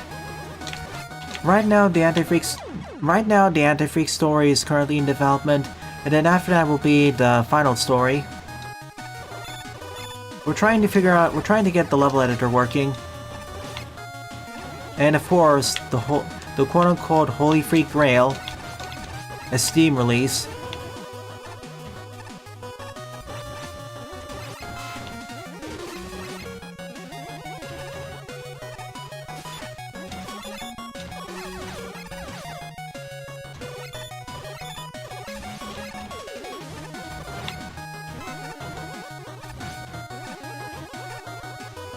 So I remember you talking about the stage as much while I would, but honestly, in terms of it, even though it doesn't really have exactly the best visuals of the levels we've seen today, it's one of the better ones, and level design wise, it's up there with Magnet Station. With how it's utilizing its mechanics, or gimmicks rather. When I talk about, you know, that's an interesting point I keep correcting myself on. Gimmicks are stuff like these level objects, like the floating... Gimmicks are stuff like, for example, the falling blocks, obscured blocks, maybe in the moving mines. Mechanics are stuff like the jumping and shooting, sliding, the interplay between the weaponry. But how to distinguish between the two? The distinction between gimmicks and mechanics varies between game to game.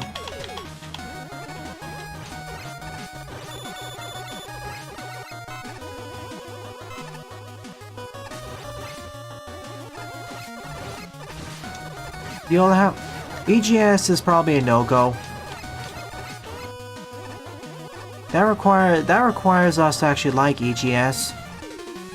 And actually qualify. GOG, I don't think will work, but we'll see.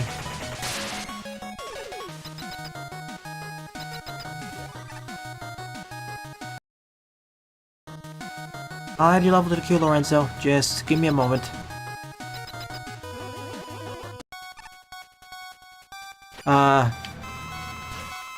Discerning.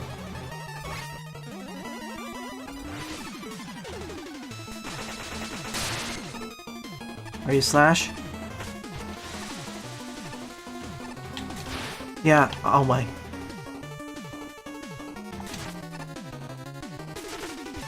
Help.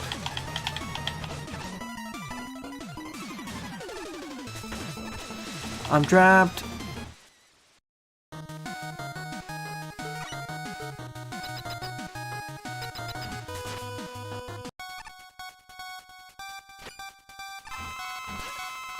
Oh no. How did I be able to slide it? Okay.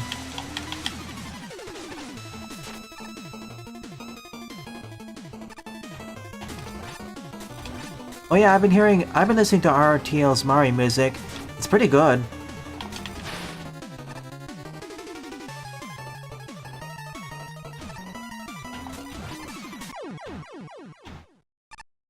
Tricky find, especially with the obscure platforms.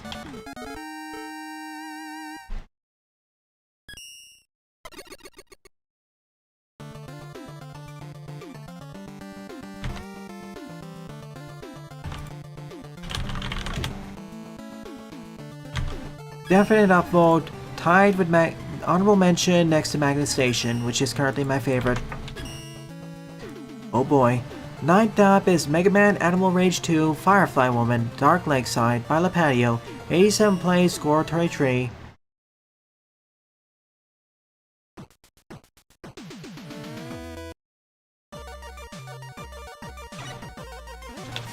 As always, bass.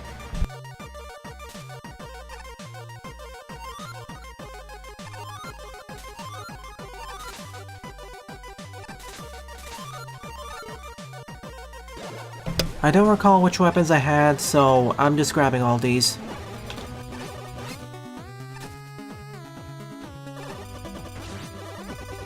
I need to start knowing it down.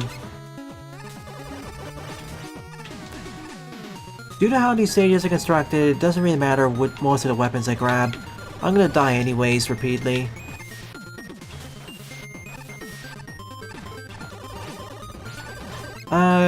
Am I supposed to have the drill bomb, is my question.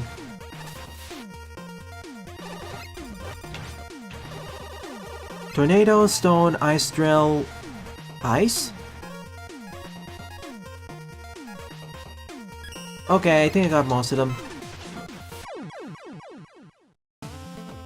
Well, now that you told me and I restarted here, I'll just grab the ones I'm supposed to have.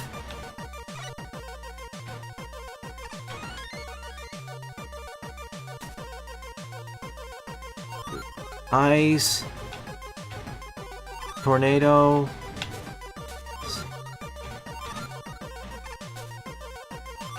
I picked up the bouncy balls anyways. You listed ice twice. So okay. Drill bomb, power stone, air shooter, and ice wall. Keep the bounce ball there as a backup. I'll just not use it if I don't need to.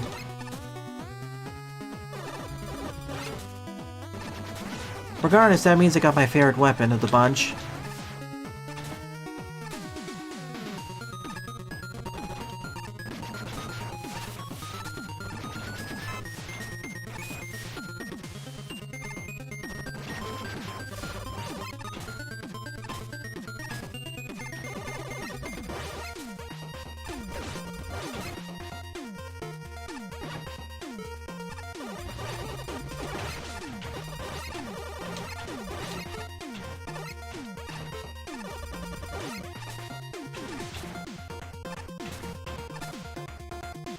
Fish.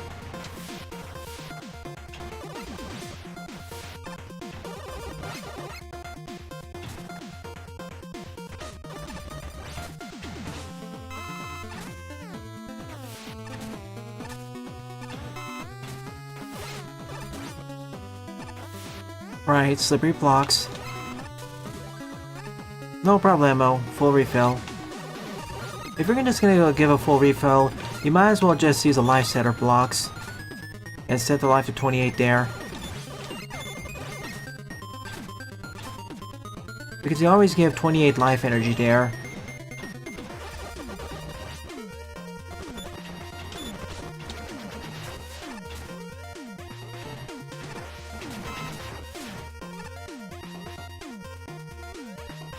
It was decent enough. Referring to YouTube's description.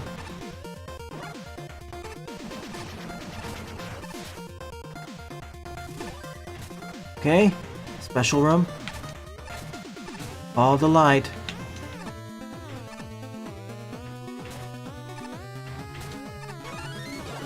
Cool, not that difficult.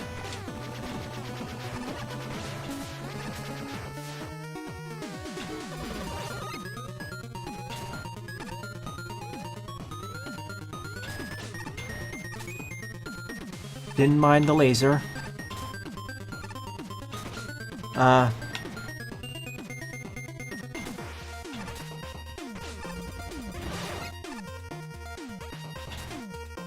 I guess I'm dead now.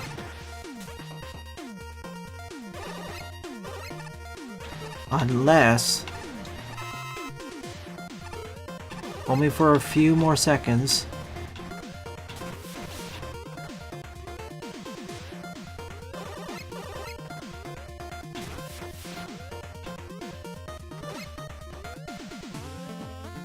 That's above me.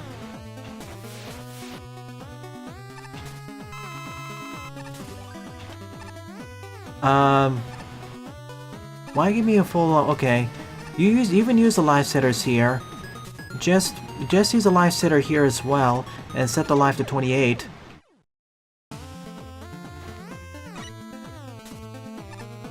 Anything else or any other things you want to discuss, Jaden? So this set my life... So this reduced my health by 20.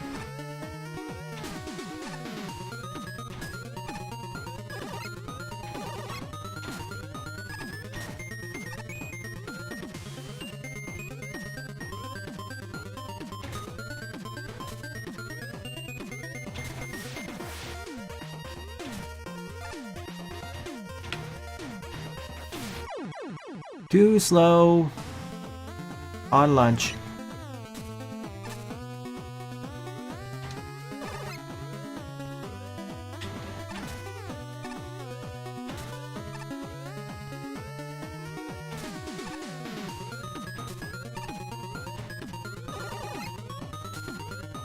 Do I have a fire weapon? Right, I don't.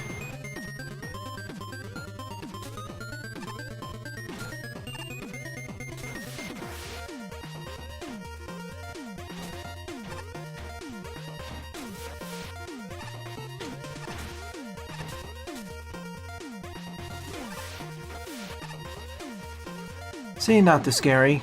Instead I get vaporized by the mid spike.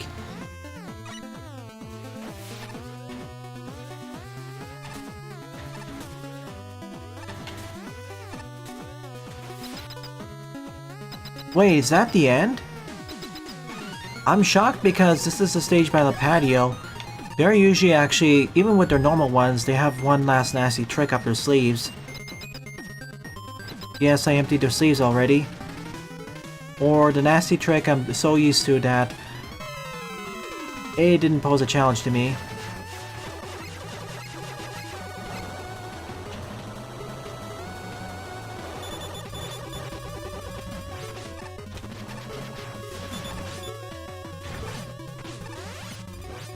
Good. I have the weapon they're weak to.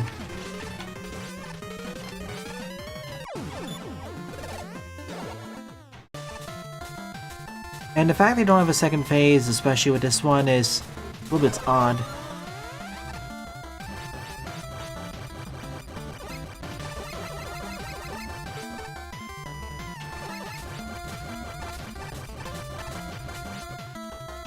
So, copy vision. I get why in some of our later fights I do like having the extra 8 tanks, but here it's certainly befits the Firefly aesthetic of following the lights, and not the most annoying use of darkness. So, thumbs up. Alrighty, 10th up is Open Your Heart, Capital Chaos Zone by Toxin G, with 88 plays and a score of 39. A remake of an old, shoddy level they made. Oh gosh. If I was playing somewhere without a dash, that could be really tricky. Especially roll. The 6 other Roadmasters are here. Mega Man's brothers. We got the 7 jewels. Thunder, rage, and lightnings everywhere. It's time to stop Perfect Chaos, or whatever facsimile is here. Station Square is in flooded ruins.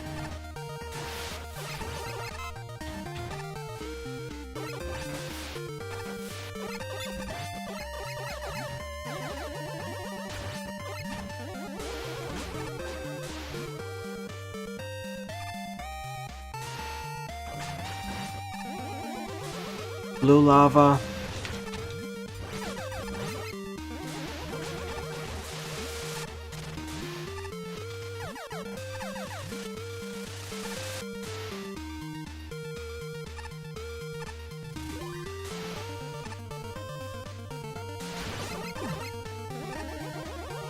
And an atmospheric feeling, yeah, it works.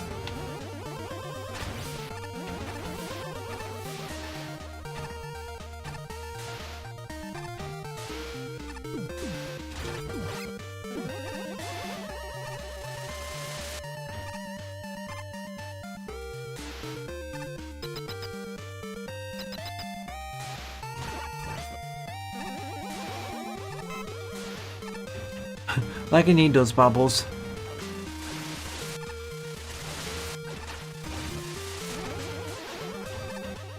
This time, however,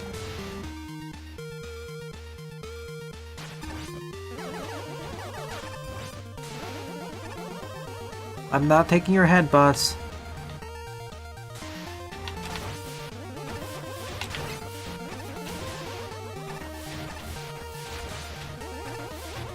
Waterfall low level. My. Waterfalls and heavy rain the stage.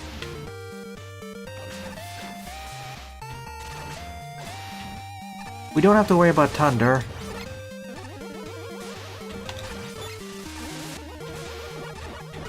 Not yet, anyways.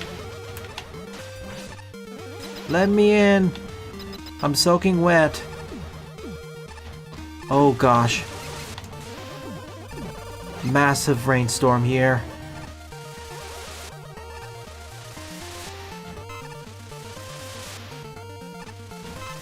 I'm getting closer to artificial or perfect chaos because, well, yeah.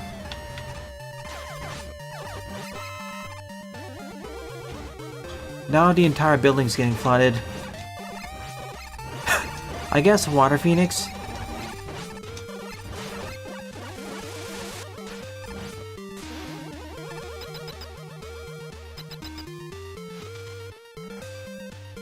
Run! Now everything's sinking! That was a little bit jank, but it worked really well.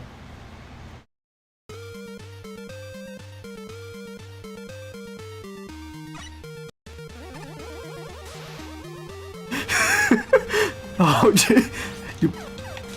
Oh my gosh.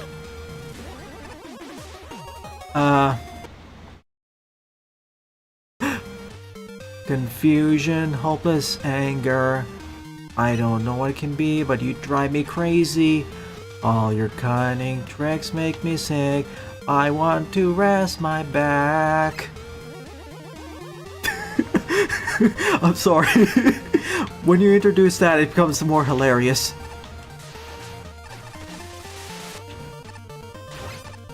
I'm just saying that with many of your other stages of patio, even if you play as base, it doesn't necessarily make it that much easier. In fact, it may introduce its own challenges. Also, nice way of transitioning over to the next section.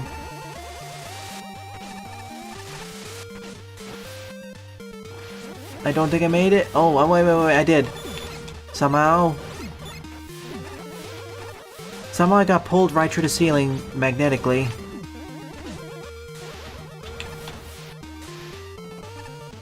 Oh, hi there. Look in the background.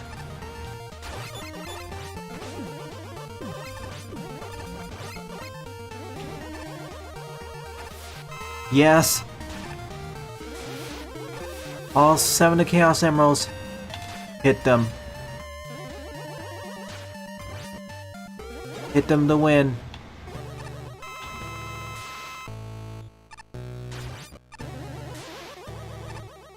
Alright, where are you?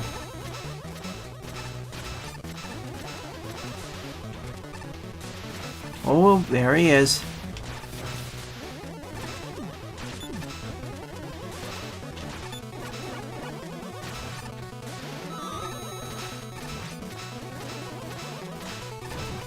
Whoa! Aha! Okay, that is very creative, actually. And to prevent players from repeatedly hitting the same plushie. I was wondering how you're going to recreate a perfect chaos battle in this engine. This is an ingenious way of doing it, guys. Oh!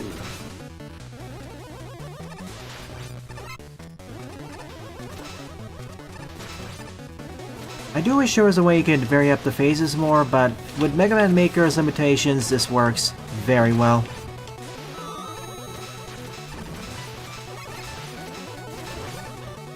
Every time I shoot it, it actually damages them. Yeah, that is sick.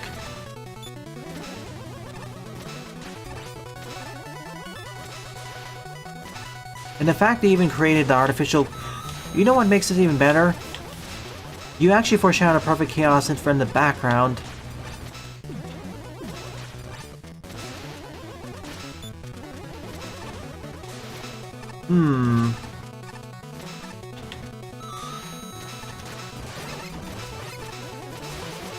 Out. Oh, double? I know there's a risk of instant death, but you have to be cautious and keep your timings right.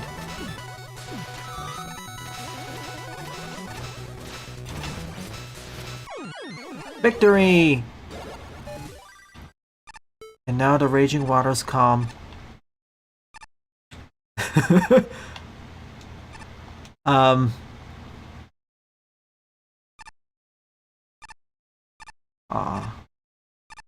Yeah, that fits. Duo has perfect chaos, and Splash Woman is the call.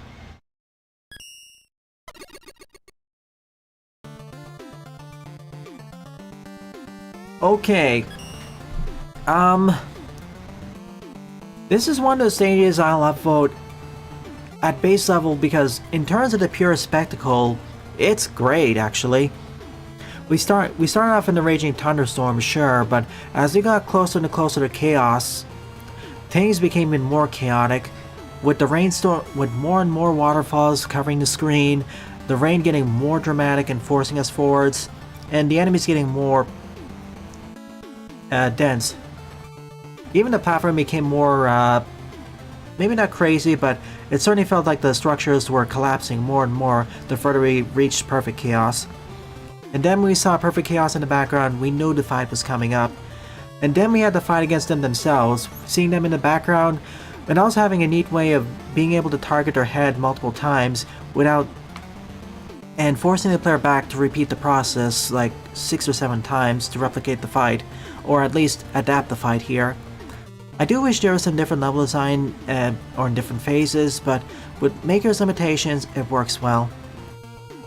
This sets the scene and spectacle of the whole Perfect Chaos fight and adapts it fairly well into Maker. Very well, actually. Only thing that could make this better is an NSF of Open Your Heart.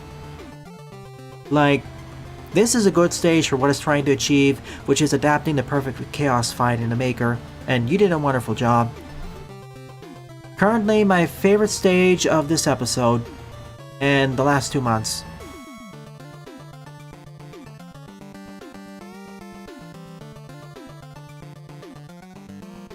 Like, it is very difficult to adapt the boss fights from other games, typically into Maker, or into Mega Man in general.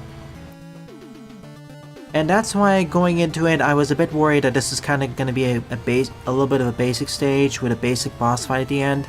We may have Replicate Station Square being flooded and destroyed.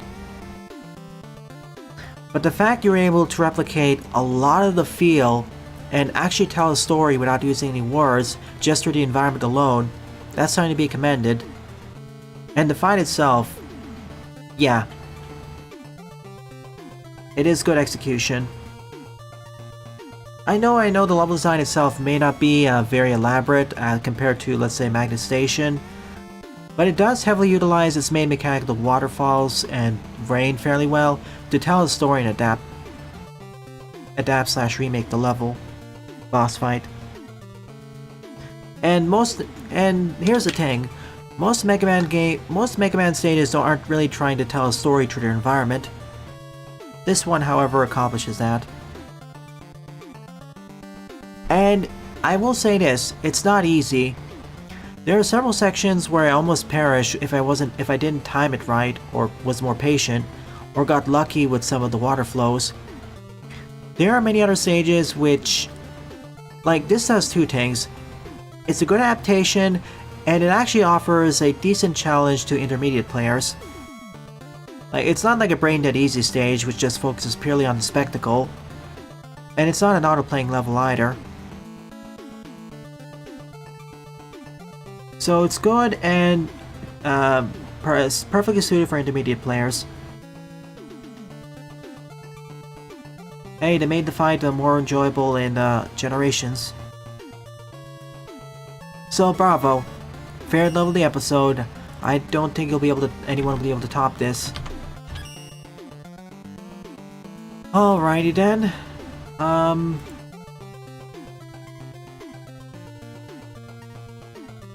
Okay, I actually have time for 2 more levels, so let's do it this way.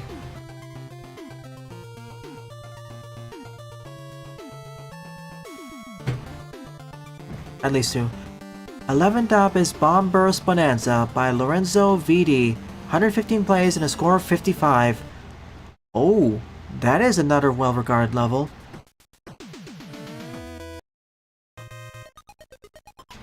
This level's for a newcomer race, so it's on the easier side. Again, easy stages aren't necessarily a bad thing. Like if the previous stage was noticeably easier, I'd still upvote it for the spectacle and what it's trying to accomplish.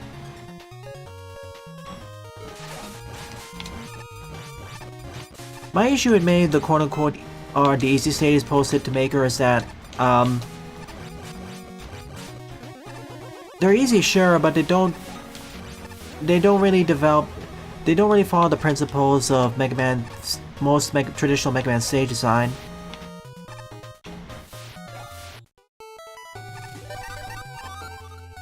Ooh, like individuals here. Like this one's actually following the principles of introduction, escalation, recombination, and an ending climax. Your stage was not easy, Lapatio. Relative to all the stages posted to Maker, yours was intermediate to somewhat hard. It's just that compared to your other stages, the level I played this week from you is relatively easier. Yeah, they're easy due to their stage developments being... They're easy more because of their stage mechanics being underdeveloped. Stage mechanics, gimmicks, enemies, what have you. This, on the other hand, is an easier stage. It's easier than Open Your Heart, I'd say. But it's actually developing its mechanics, enemies, gimmicks, etc. And it has some neat visuals. So I believe this is on the most popular queue, but it's one of the very, very, very few levels that deserves to be on the most popular queue. Just want to point that out. I understand the patio. It's just that I want to point it out because some people may get the wrong message here. After all, there are a lot of people who watch these streams in post, but only watch them for a few stages, not all of them.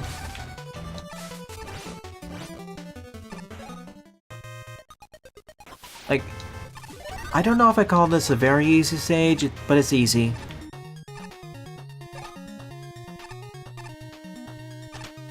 Well, easy to intermediate due to sometimes jumps like this. Starts at easy, ends intermediate.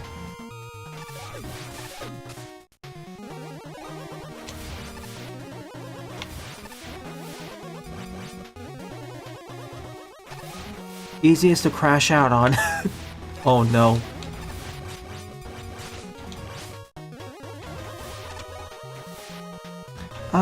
Quick question to Jay Butters. You're the closest person to becoming the newest frequenter of the channel in terms of roles. If you have any games you want to request for me to cover, what would be your top 3 picks?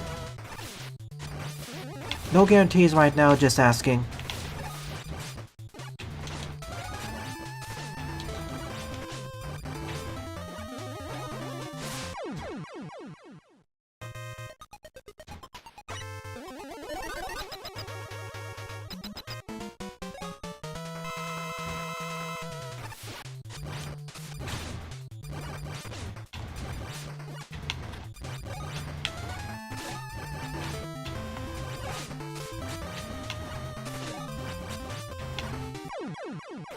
Oh, Sonic Rush?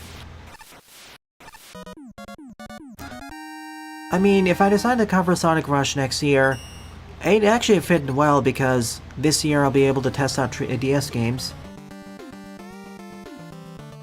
Yeah, besides Devil's Advocate, but unfortunately they're only able to really attend evening streams, and I'm gonna wait a bit for that.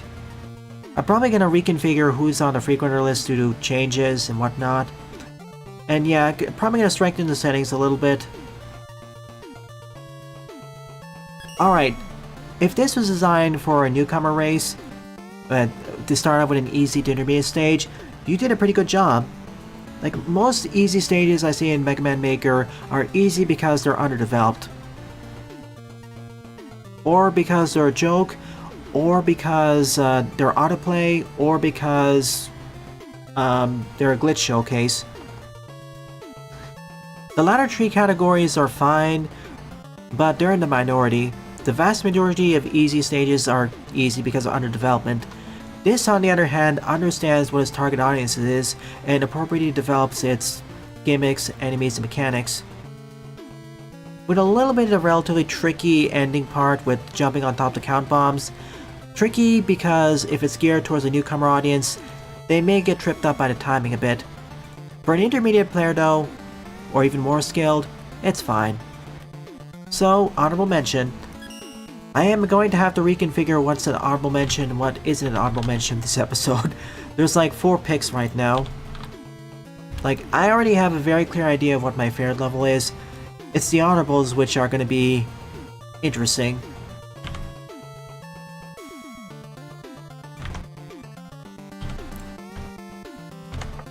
Before I do this, hang on, it has an NSF replacement.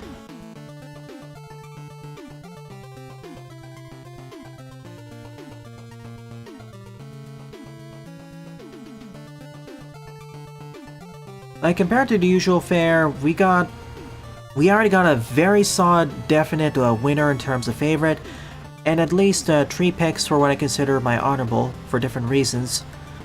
Unlike, let's say, for the past few weeks where it was more of a milk test favorites or honorables, here though, straight competition.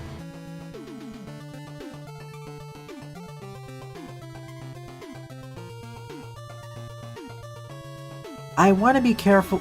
Whoa, hang on. Give me a moment. I need to take a sip of water, then I'll respond to you, Jaden.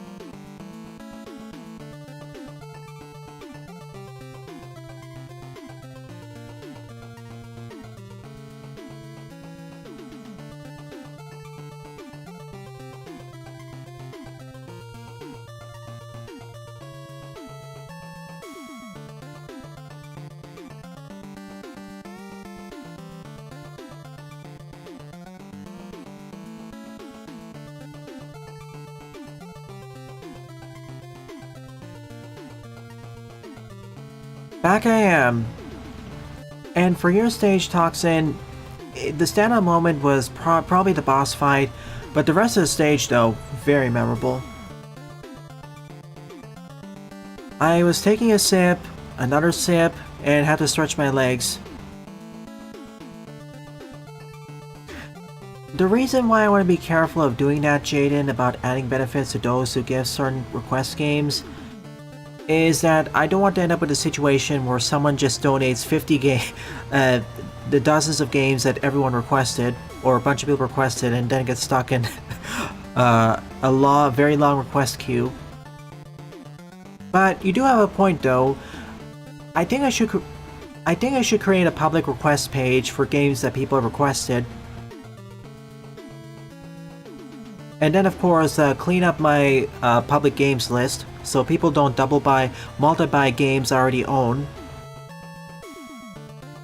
Yeah, like a request limit, I suppose. Like, at most, like, you can have a birthday request for frequenters, but for everyone up to, let's say, 2 or 3. But I'll talk more about Jane and the others about this later. Right now we're kind of reaching the end of the year, so yeah.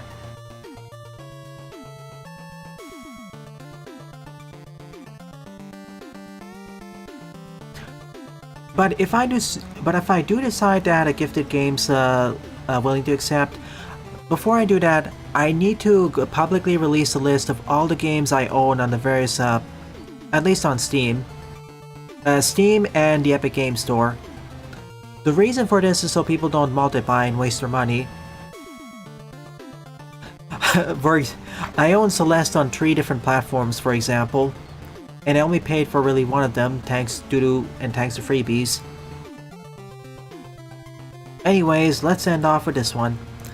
So the 12th and final level of the stream is The Bane of Spark Castle by Minubi. 5 plays, score -2. This also has an NSF replacement, so silent for half a minute. Or a minute.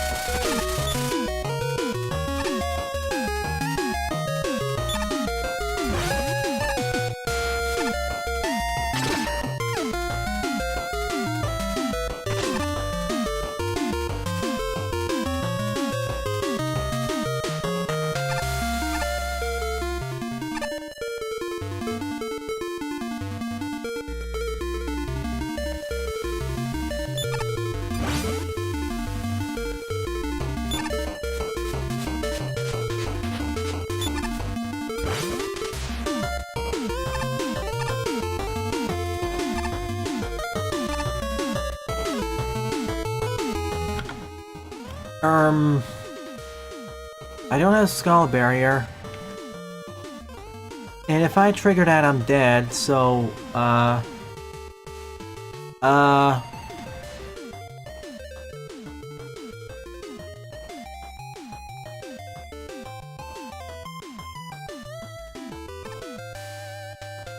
there's a top saw. Oh, I see it now. Sorry, it was obscured. I wasn't sure what was going on.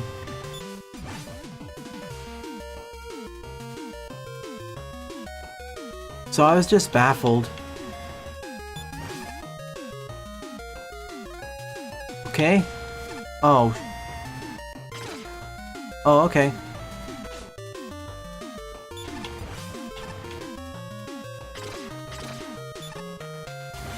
Up. Welp, this is gonna take a while. Okay.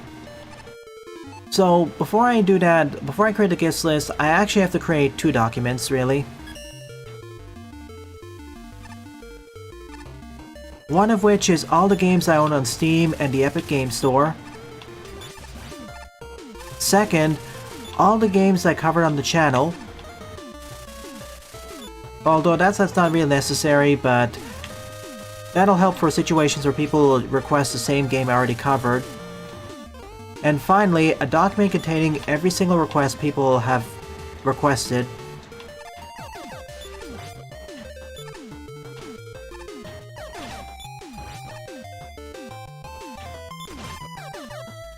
Oh gosh. Why would I have to beat this boss?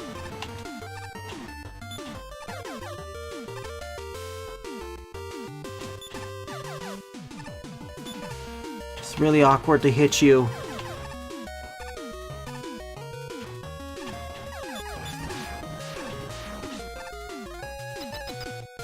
And I don't get healing either. Okay, I do get some healing.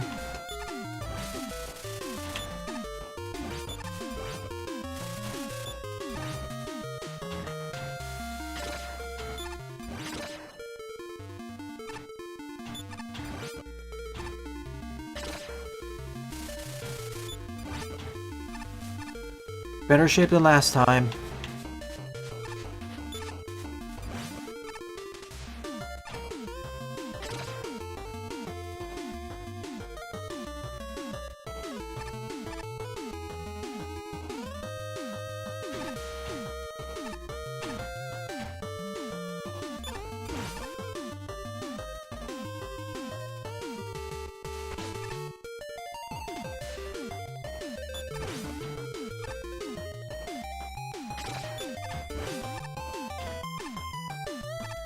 With the placement of that riser,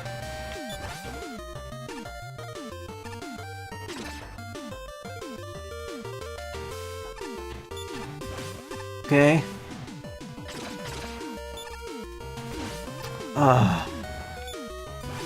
Yeah, this is kind of slowing down the stage progression.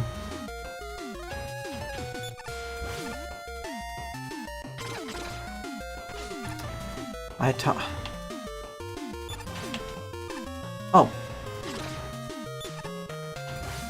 That helps. Should have talked about that earlier.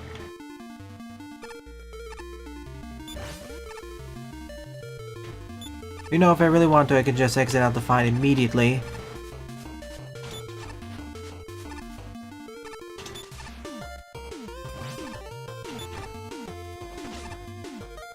You know what? I'm doing that. Oh my goodness, I got healing.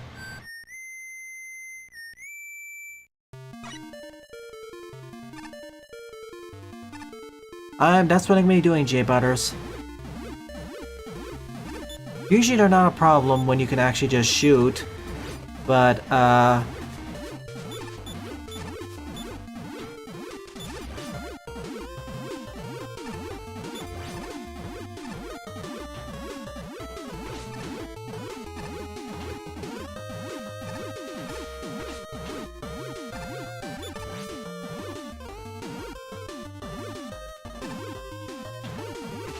you know what, I'm just gonna damage boost.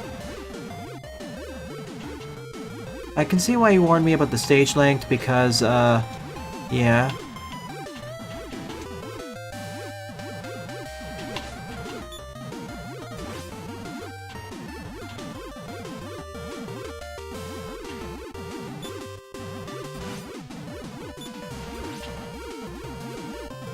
I don't even need to take out this, all of them.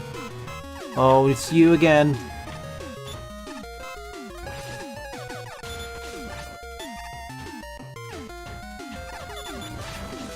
Actually, this was easier than the first fight due to the nature of this room. I kind of want this first. Let me through! Certainly a more unique take on the stage, although it does slow down the pacing. Oh. Let me guess, I can't actually harm them. Oh, come on. I didn't aim.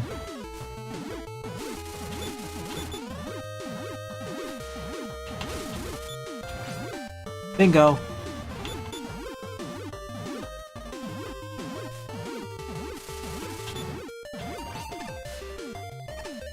I need to have my slide.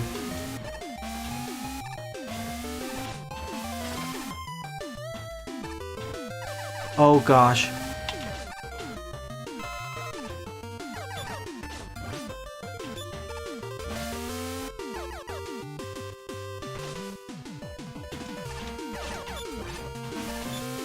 Come on, finish. I'm gonna get vaporized by anything now. Oh my gosh.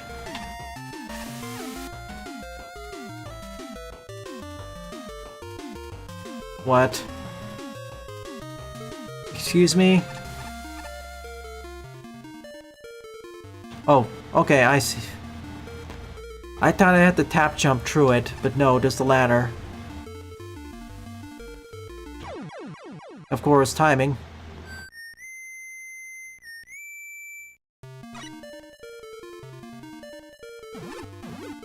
Again, wouldn't be so much of a problem if I, you know, could shoot. Or have an easier way to get back my life energy. Like, this is just, my issue with this one is that it's just a waiting game, and I can't just expedite the process.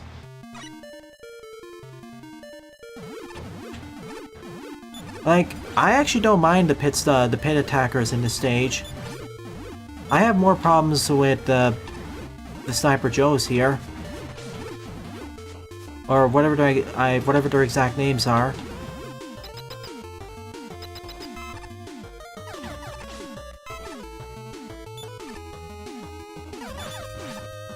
They're a lot more pace-breaking than that.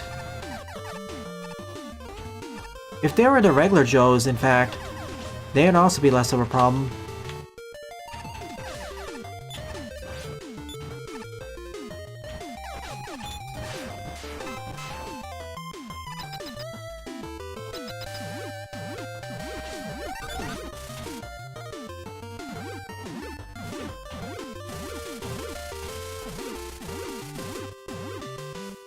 Oh.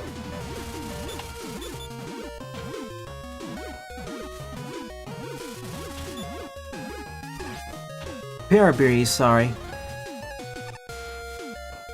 Like, if we just replaced all the Paraberries with the regular Joes... Sorry. If we replaced all the Paraberries with the regular Joes, or even the Hammer Joes, I think that the stage's pacing would be a lot better.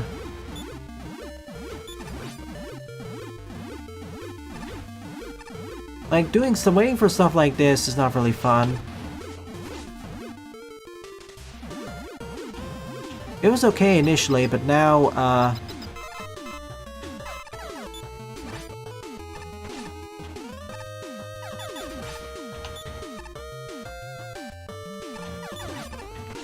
almost.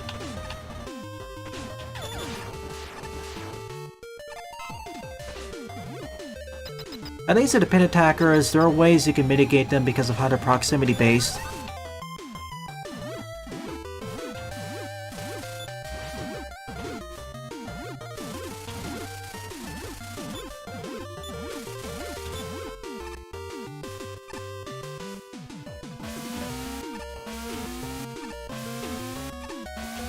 I get what you're trying to accomplish with the stage, but I would use a different selection of enemies for this.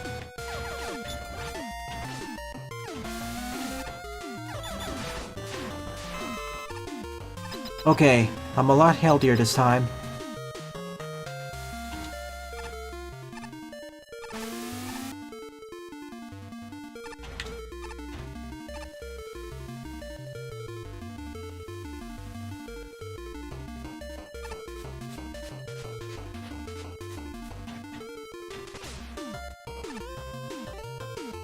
Yeah, that timing there.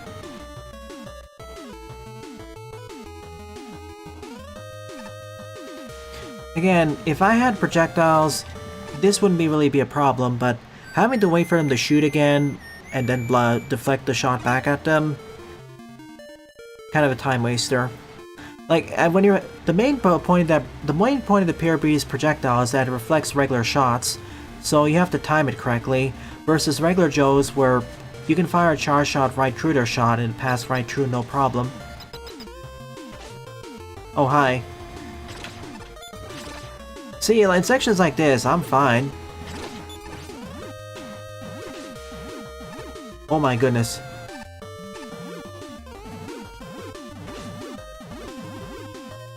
Because they're... Oh gosh. Oh wow, that worked.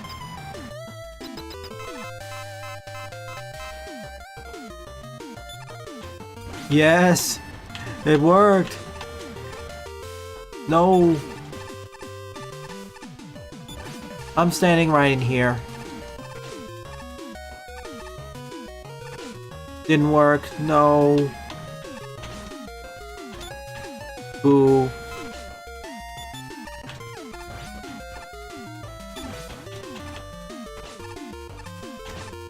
And the other problem with the missiles is, the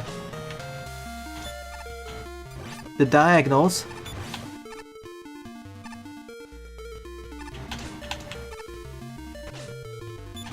Because they have a habit of just deciding, no, I don't want to go straight, I want to go diagonal. Well, the problem with deflecting the ice is it also gets absorbed by that thing, the switch. I'll use them because they have slow shots. The issue with them is that they fire slowly. And they take 2 hits to actually destroy, so it ends up being just a waiting game.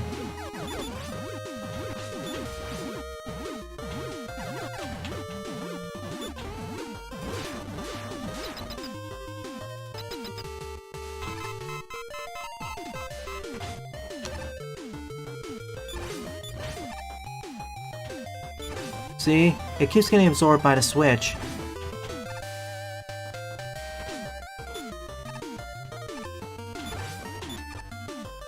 Oh, you mean the... Okay, that's what you mean. You want this block. Okay, that makes more sense. Draw. Darn.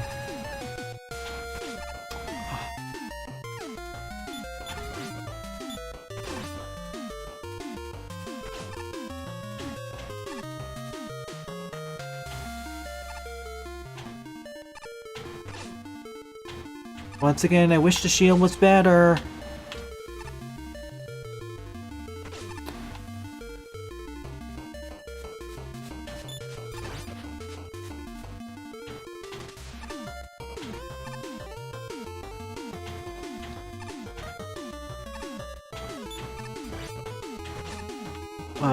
I don't really like using the shield for this sort of thing.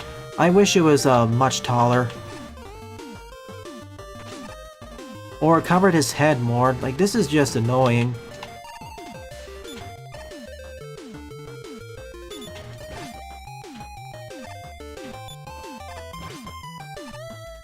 I yearn for the shield bash. So much.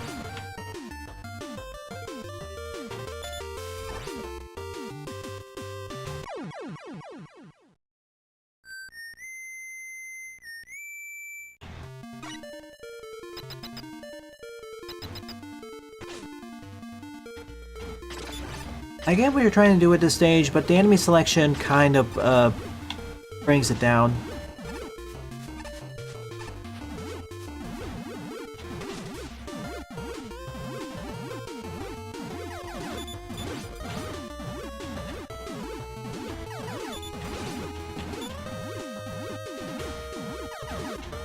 Oh, you...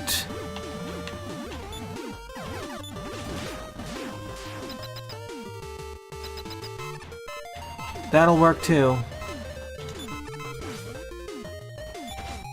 Or even being able to have the shield active when standing. That also worked too.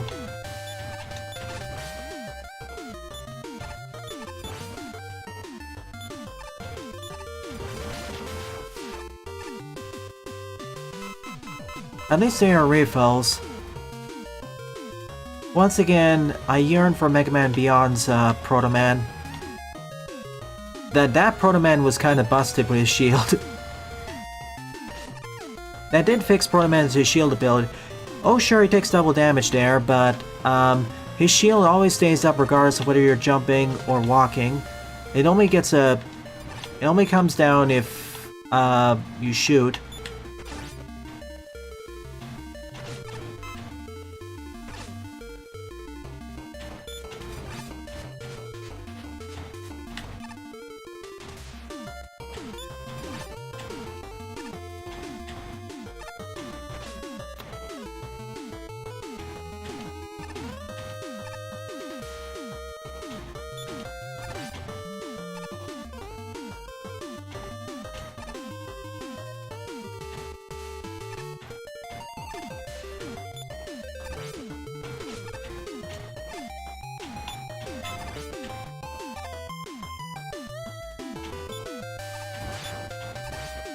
Okay, it's one down.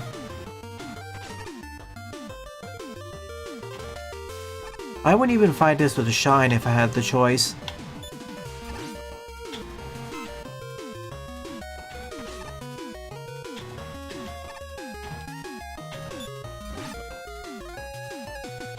Please, I want to get out of here.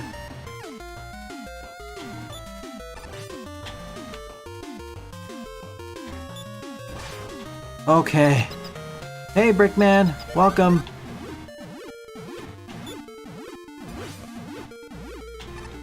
Oh, okay.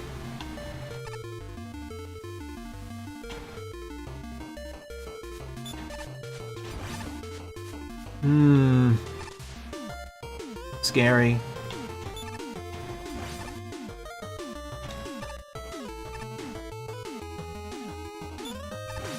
Oh, phew. That actually doesn't harm me.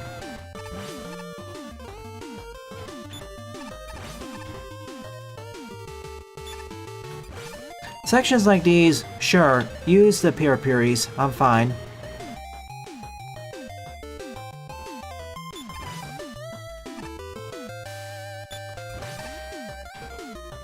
But for sections, well, like that, where you have to fight them in like enemies to get across, I would replace them with regular Joes.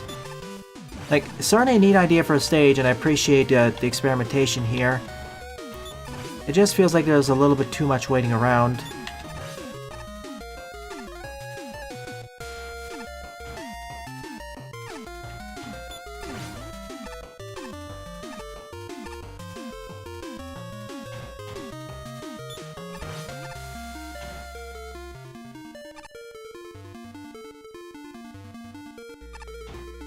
Like, there are long stages.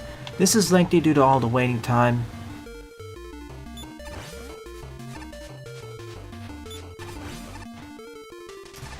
Keep bonking my head against that ceiling.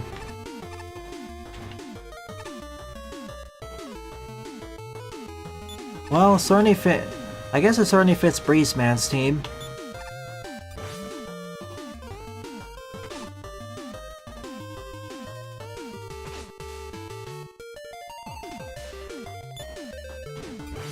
Okay.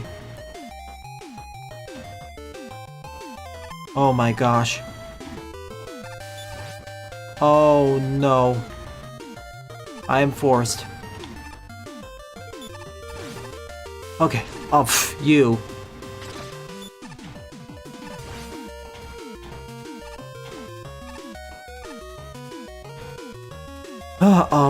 Okay, hit the targets.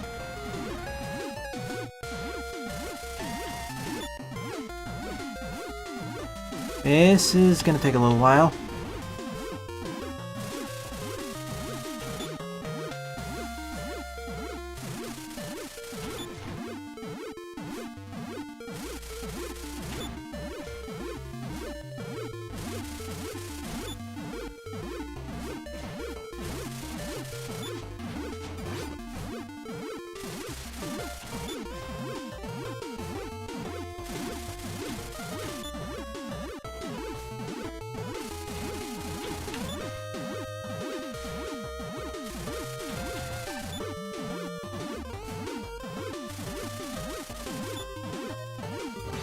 Okay, skip it. Oh, we're out of here.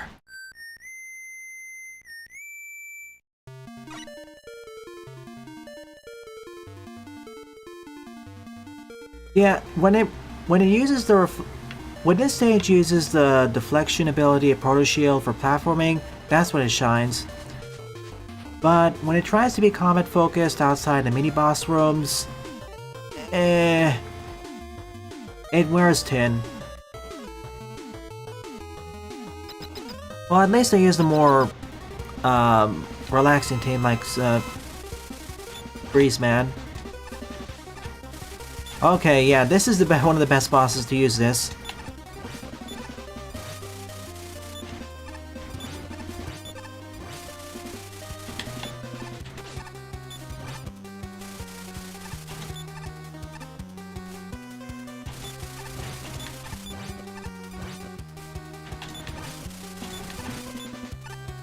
Take that out. Again, I appreciate the experimentation, but more focus on the platforming side of things and less on the combat outside the mini-boss rooms. With the exception of the Double Phoenix, that could be a single one.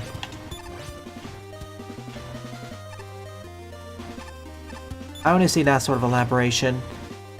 And if you do focus more on combat, try replacing the peers in those sections with regular Sniper Joes.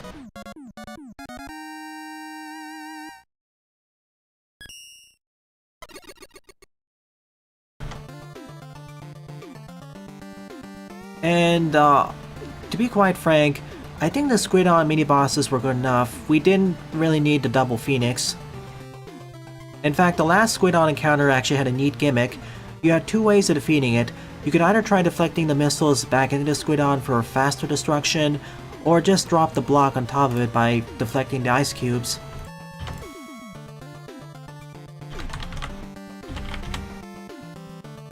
So, I can totally understand why it has more negatives than positives.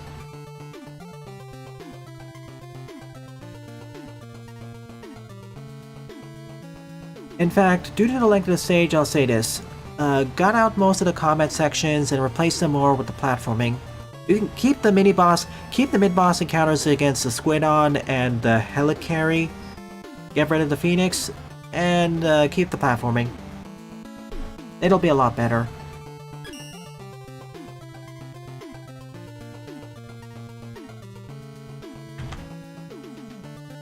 Let me double check and see how long yours is, Brickman, before I commit to it.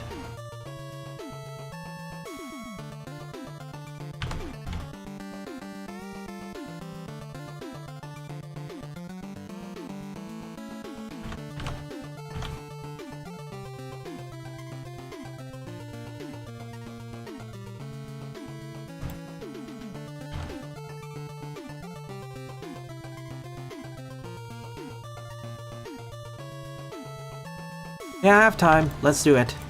One more stage, folks.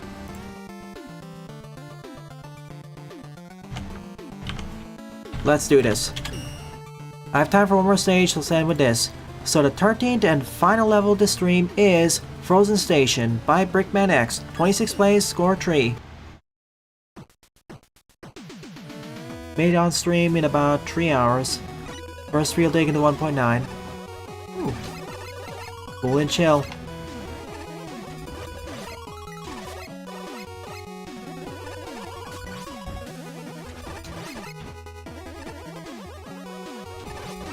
I mean,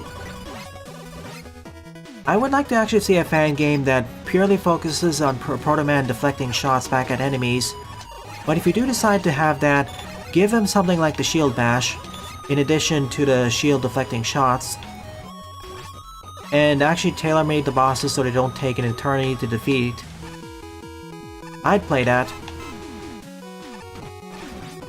I decided to add one more stage because I have enough time.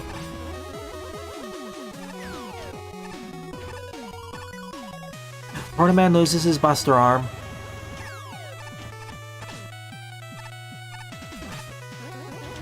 Certainly cooler and spikier. I will give credit where credit's due. The checkpoint density was, I'd say it's on point. Although I wish it was a little bit more frequent because of how long the combat sections took. But that's a different issue, really.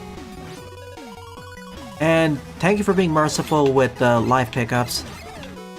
Many other stages would have a quarter as many of the pickups after boss fights, or in the boss rooms themselves.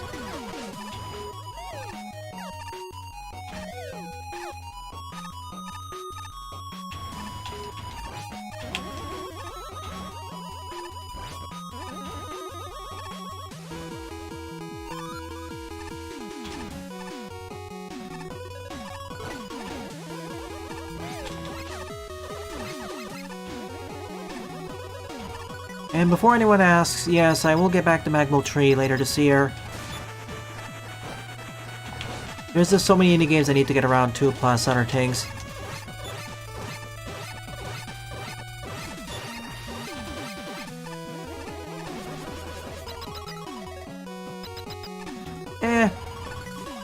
I'm willing to play games that are just 2 or 3 stages long, too. And there are ways on expanding upon the gimmick further, like, instead of just deflecting shots like that, have something like, I don't know, a deflect, like a shield parry.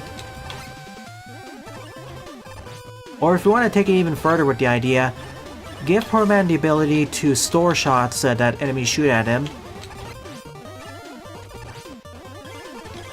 Like, Poor Man can use a shield to store a shot, a projectile from an enemy, and then he can release it later at a different angle or from a different position.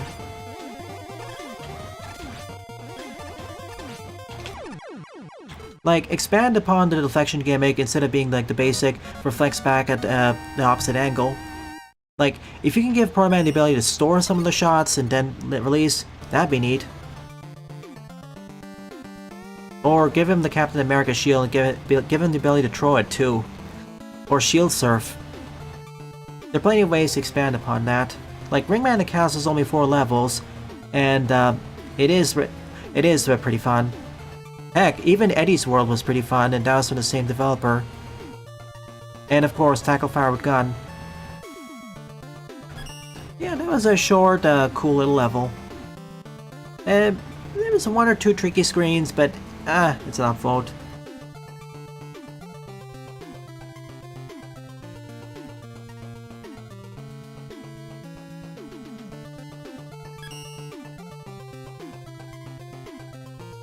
To be fair, the ring boomerang, if I recall correctly, works more like the way it works in Maker, so it's automatically a much better weapon. Because armor piercing. Hey, pay to experiment. Not every game has to start Mega Man Classic with his Classic Buster. Alrighty then, so overall, of the 13 levels I covered in today's stream, my favorite one would absolutely be Open Your Heart Capital Chaos Zone by Toxin G, with 2 honorable mentions going to Magnet Station by Sunflora Azumarill and Bomb Burst Bonanza by Lorenzo. Good job, E3, and thank you to everyone else who submitted your levels to me. It's really appreciated. At least half the levels here were pretty fun. Exactly, everyone. Take these ideas, furnish them, make your own levels and fan games based on that. So before I end off the stream, the art showcase. It's gonna be fairly short, so no music. 9 days left before Anton Blast releases. A potential Game of the Year contender. Stage select, Chalkman.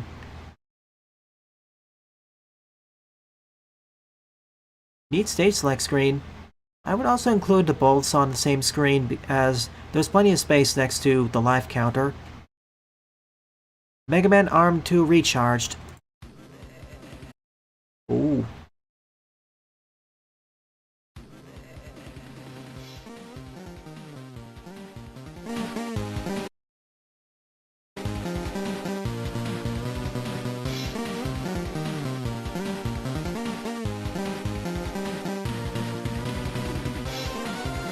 Oh sure, I'll show you. I'll show at least half the video. I have time.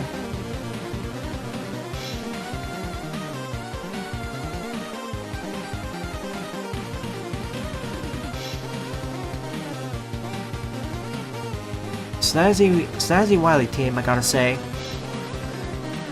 Now, will the actual stage itself be good and escape the Wily tree curse?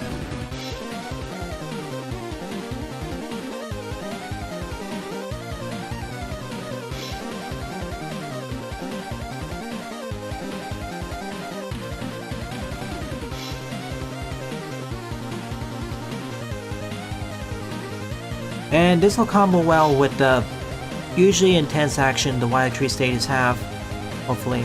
See ya, Sawman. Thanks for showing up. Okay, and last but not least, as I was pinged, from Marcos Destroyer, Mega Man X Dive Offline, Omen of Extinction Mod Weapon Showcase. This was a weapon made by Buster,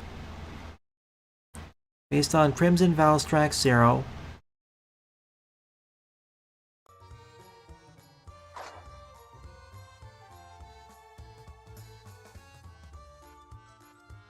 Hmm.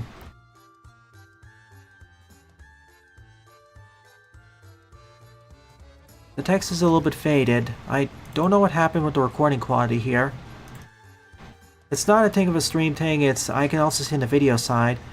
It says it's 720p, but it feels like something got lost here.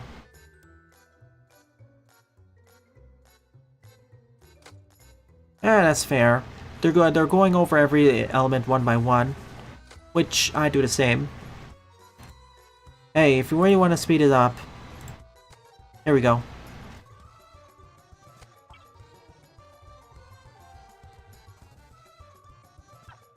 I gotta reach Valstrax. In Monster Hunter 2. Monster Hunter Rise. Okay, I'll see part of this.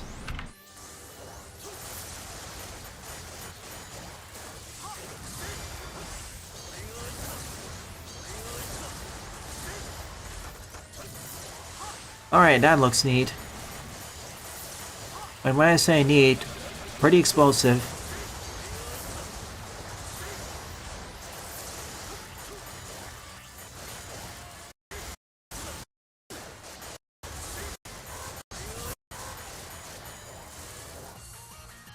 Mission complete. The Hell Sigma punching bag took 17.15 million damage.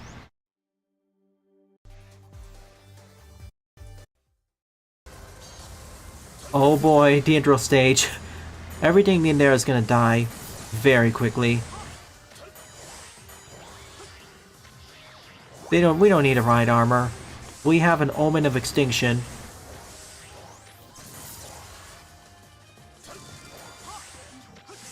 I probably used one of the endgame stages over this because more enemy variety.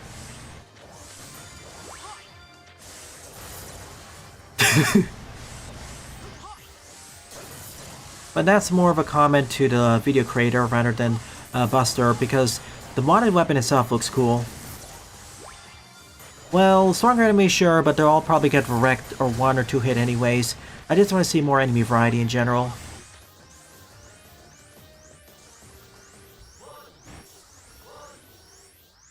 Come on, Giant.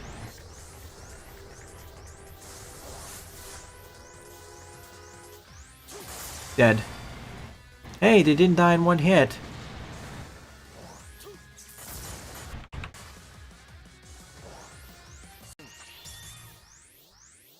So yeah, cool weapon to go with this cool armor. Once again, I need to get the fight Valstrax and Rise. Neat work, Buster. And yeah, thank you for the information in regards to creating documents of all the games I own on Steam, EGS, all the games I covered on the channel, streamed or recorded, and of course, making a request sheet later. It actually takes 2 to 3 hits to destroy late game enemies. Yeah. Alright then, thank you very much for watching, and I'll see you all tomorrow morning. Thanks for watching, and have a nice day.